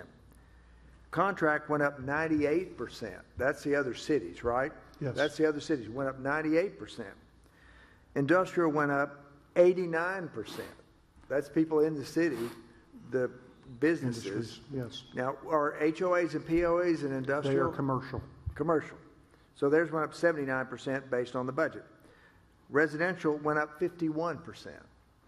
So just bear that in mind. Is that these pure numbers show that, and I'm not saying I like this, because I don't like it, shows 79%, 98%, 89, and 51. I would hope that that the questions you guys ask would show that this shows we're messed up, but it doesn't. Is this the 2025 rates that we haven't passed yet? Pardon me? Is those the 2025 rates that we haven't? Yeah, passed? well, you're right. It is a So we 2025 haven't rate. passed those yet. Although they're more or less increased. If you looked at 24, well, you can't calculate it any other way. That's the only thing. But I would say the 25 rates that are on the table are completely untenable.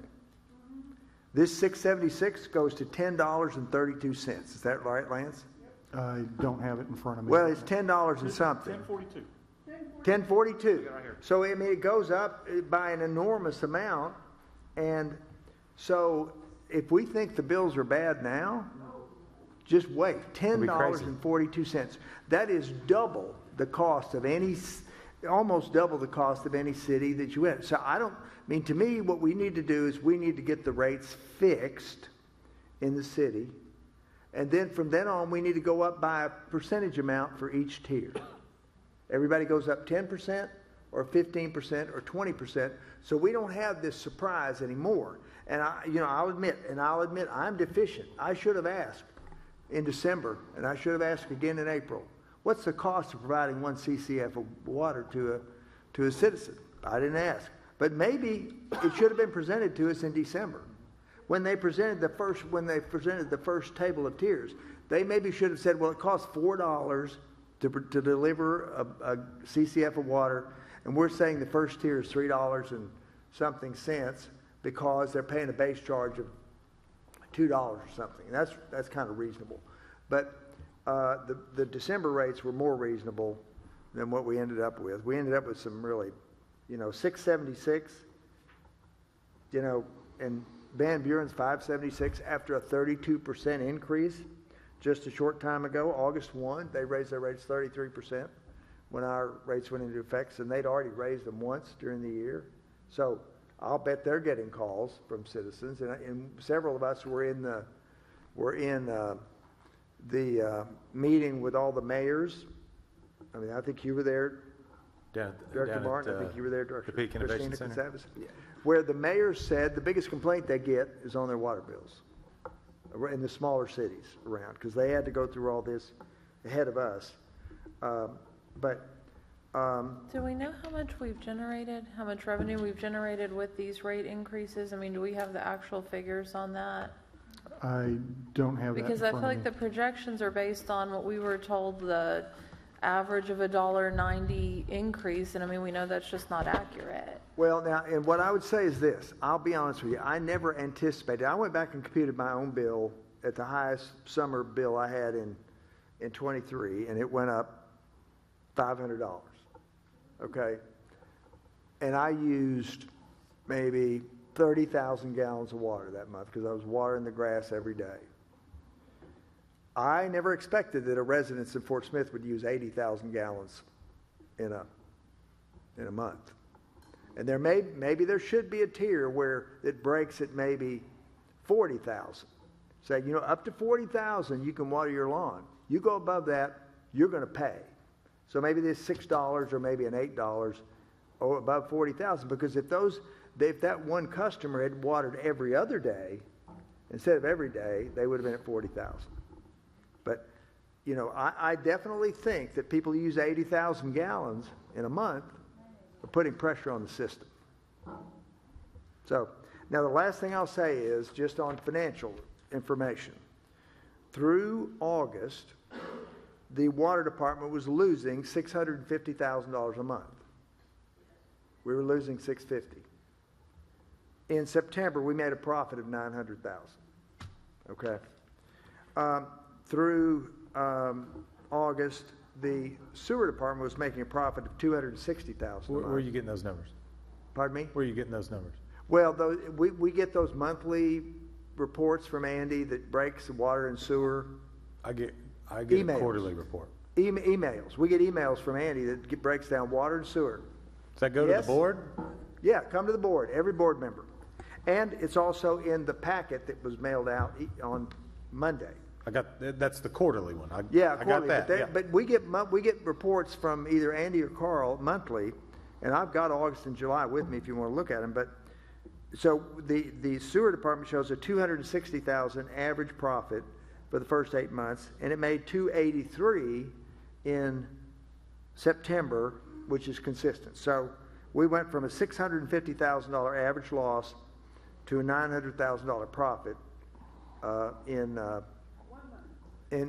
the month. But now we'd lost $5.2 million through August, so we'll still have a loss in water at the end of the year. We can go over these after the meeting, Director Martin, and I'll show you these numbers. I don't think, that's not what this, $4.2 million loss in water, no, $4.3 million water loss in. Through September. I'm looking at August. September's after the rates are in effect, because they went into effect the first bill after August the 1st. Right, Lance? I mean, this is still. First bill after August 1st. So September was the first month that reflected the water rate increases. Right? Yes. September's bills had the first water rate increases. While you're looking that up, if I may say something that I did not get a chance to say, and it was Director Morton that brought up other municipalities' rates. One thing that we're running into a challenge of comparing rates is base fee. And base fee is an important thing. Ours is $6. There are those that have a $21 base fee, but it includes up to 1,000 gallons of water. So how do you factor that out to get an apple-to-apple comparison? And that's one of the things that we are working on diligently to get. So that's trying to figure that out, where the base dollar amount includes your first 1,000 gallons. So if you had someone on a fixed income, some of them will do 2,000 gallons. I know we do CCF. I would love if the board decided soon to go to gallons, that we could do that with a project. That will be discussed also on the 12th. But if somebody has a 2,000 gallon, that's roughly just shy of 3 CCF usage, and that's built into their base fee, they pay the same amount regardless of how much they use up to that 3 CCF. For the first 3 CCF. For the first 3 CCF. So the comparison would be our 3 CCF. I know. I know how to do it. It's just the number of places that do that and making sure that we double check it, because I don't want to submit, a mathematical error. Also, the other thing that we're facing are things like Springdale, who is looking at, over the next 2 years, a 50% increase. Central Arkansas Water, over the next, I think it's 8 years, doubling their rates. To the point, no one knew what Act 605 would do. It's starting to hit the larger systems now, because they were the last ones to have to do their rate study, and people are seeing 50, to 100% increases over a time period. I just wanted to make sure that everybody understood that what's taking some time on that is making sure that we have the proper information laid out in an understandable way for everyone. Thank you. I'm sorry. I think Director Neil Martin. Just a couple things real quick. I know this is kind of jumping on what you said, but if Carl sent us a spreadsheet not too long ago that had usage in gallons by year since 2014. One of the things that's interesting is users outside the city, so Van Buren plus those users outside that we sell water to, their water use has grown 20% since 2014. Yes. Residential has been like 4%, commercial has been like 7% for us. That's the biggest growth area. And I do believe we're subsidizing too much those outside of the city. The other thing that I'll say is, if this board, and we don't have legal counsel here, but if we adjust our rates Does that mean we have to adjust everybody's rates? Do we have to No. adjust people outside? We can adjust our own. Let me just say, the way I would do it is I would say, okay, how much are we subsidizing the lower tier people? And Right. you raise their rates to Right. what you decide, what the board decides we need to raise them to, whether that's $4 or some other number. And then you calculate, okay, how much additional revenue do we get from those 89% customers? And then you say, okay, that is the amount that the lower tier, the lower tier customers have been subsidized. How do we want to balance that for the upper tier? And there's a number, and you apply it to the CCFs, and you lower that 676 to that, maybe $1 a CCF. They're still going to pay 576.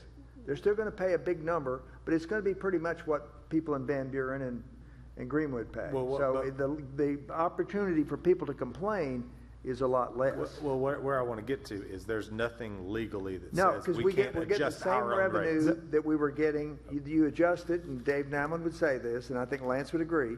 You can adjust it so you're getting basically the same revenue from the same group of customers. Yes, that is 100% correct. Okay, I just want to Because make if you remember right, what we presented in December was the same basic revenue rate structure broken out in 3 tiers with a different cost, and then we went to 4 tiers, which spread that out. So that's exactly correct. We have the right to change that. Okay, I just want to make sure. All right, thank you. Yeah. Director Christina Casavas. Okay, so from August to September, that was a gain of $1,550,000. I'm going to have to take Director Morton's. September, we made 900,000 profit. Yeah, about 1,500,000. And how many accounts is that spread over? That would be around 35 to 36,000 accounts if you look at residential, commercial, and industrial. That includes all outside users. And outside users as well, correct. So you said about 35 to 36,000? And again, that includes commercial, industrial, residential, and our contract water users. So if you just take that number and divide it by, say, 35,000, then that's an average increase of $44, not $1.90 like we were told it would be. I mean, is that a bit reductive? I'm going to be truthful with you, Director Casavas. I do not remember $1.90 being discussed. I know that you said that, and I don't remember Well, that. it sticks out for me. And I'm not. I think that was Dave Nauman that said that. But Yeah. what I can do is tomorrow I can get our analytics team to pull the information on how much additional revenue we brought in from our contract water users, our residential water users, our commercial water users, and our industrial, and have that broken down by a dollar amount. I'm just saying, if our projections were based on an increase that small, and we know the increase was much larger, I think that our projections going forward for 25 are going to be short. You know, I mean, I think we're going to overshoot them. I don't believe that was, I don't remember that. I know that I looked at the rate study itself and went through the projections there, and what I saw matched up with the M1 manual and with what Andy had provided us on what we needed for debt service coverage going forward. So that's kind of where that all fell in. And again, I can get you that information, and then we can look and see what the analysis is. But I will say that the September bill, the difference between August and September, is misleading, because remember, we had a lot of irrigation during that month. We'll have a lot of irrigation, but as soon as we hit November and December, that dollar amount that we're making is going to decrease rapidly, because we won't see some of those higher bills from our commercial irrigation, residential irrigation, and some of our residential accounts. Well, we'll see. And just as a quick reminder, in preparation for the conversation on the 12th, you guys also are researching, will be providing us the specific irrigation rates from some peer cities and things like that, correct? Yes. Thank you.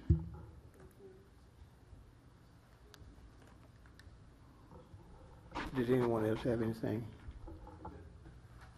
Okay. Thank you. Thanks, Lance. Mayor, in light of time, can we table item number 4 since the representatives aren't here and go to? Well, they made it clear that, they made it clear they don't want to come to the board with Yeah, the I have lawsuit, some comments, but I think it's too late for those. with the comments. lawsuit pending. I have some. So let's table it or whatever y'all want to do. I'd rather table it for. Let's just do that. Okay. Thank you. Okay, thank you. You've reviewed the preliminary agenda for November 4th. There's no further items for discussion. Motion to adjourn. Thank you.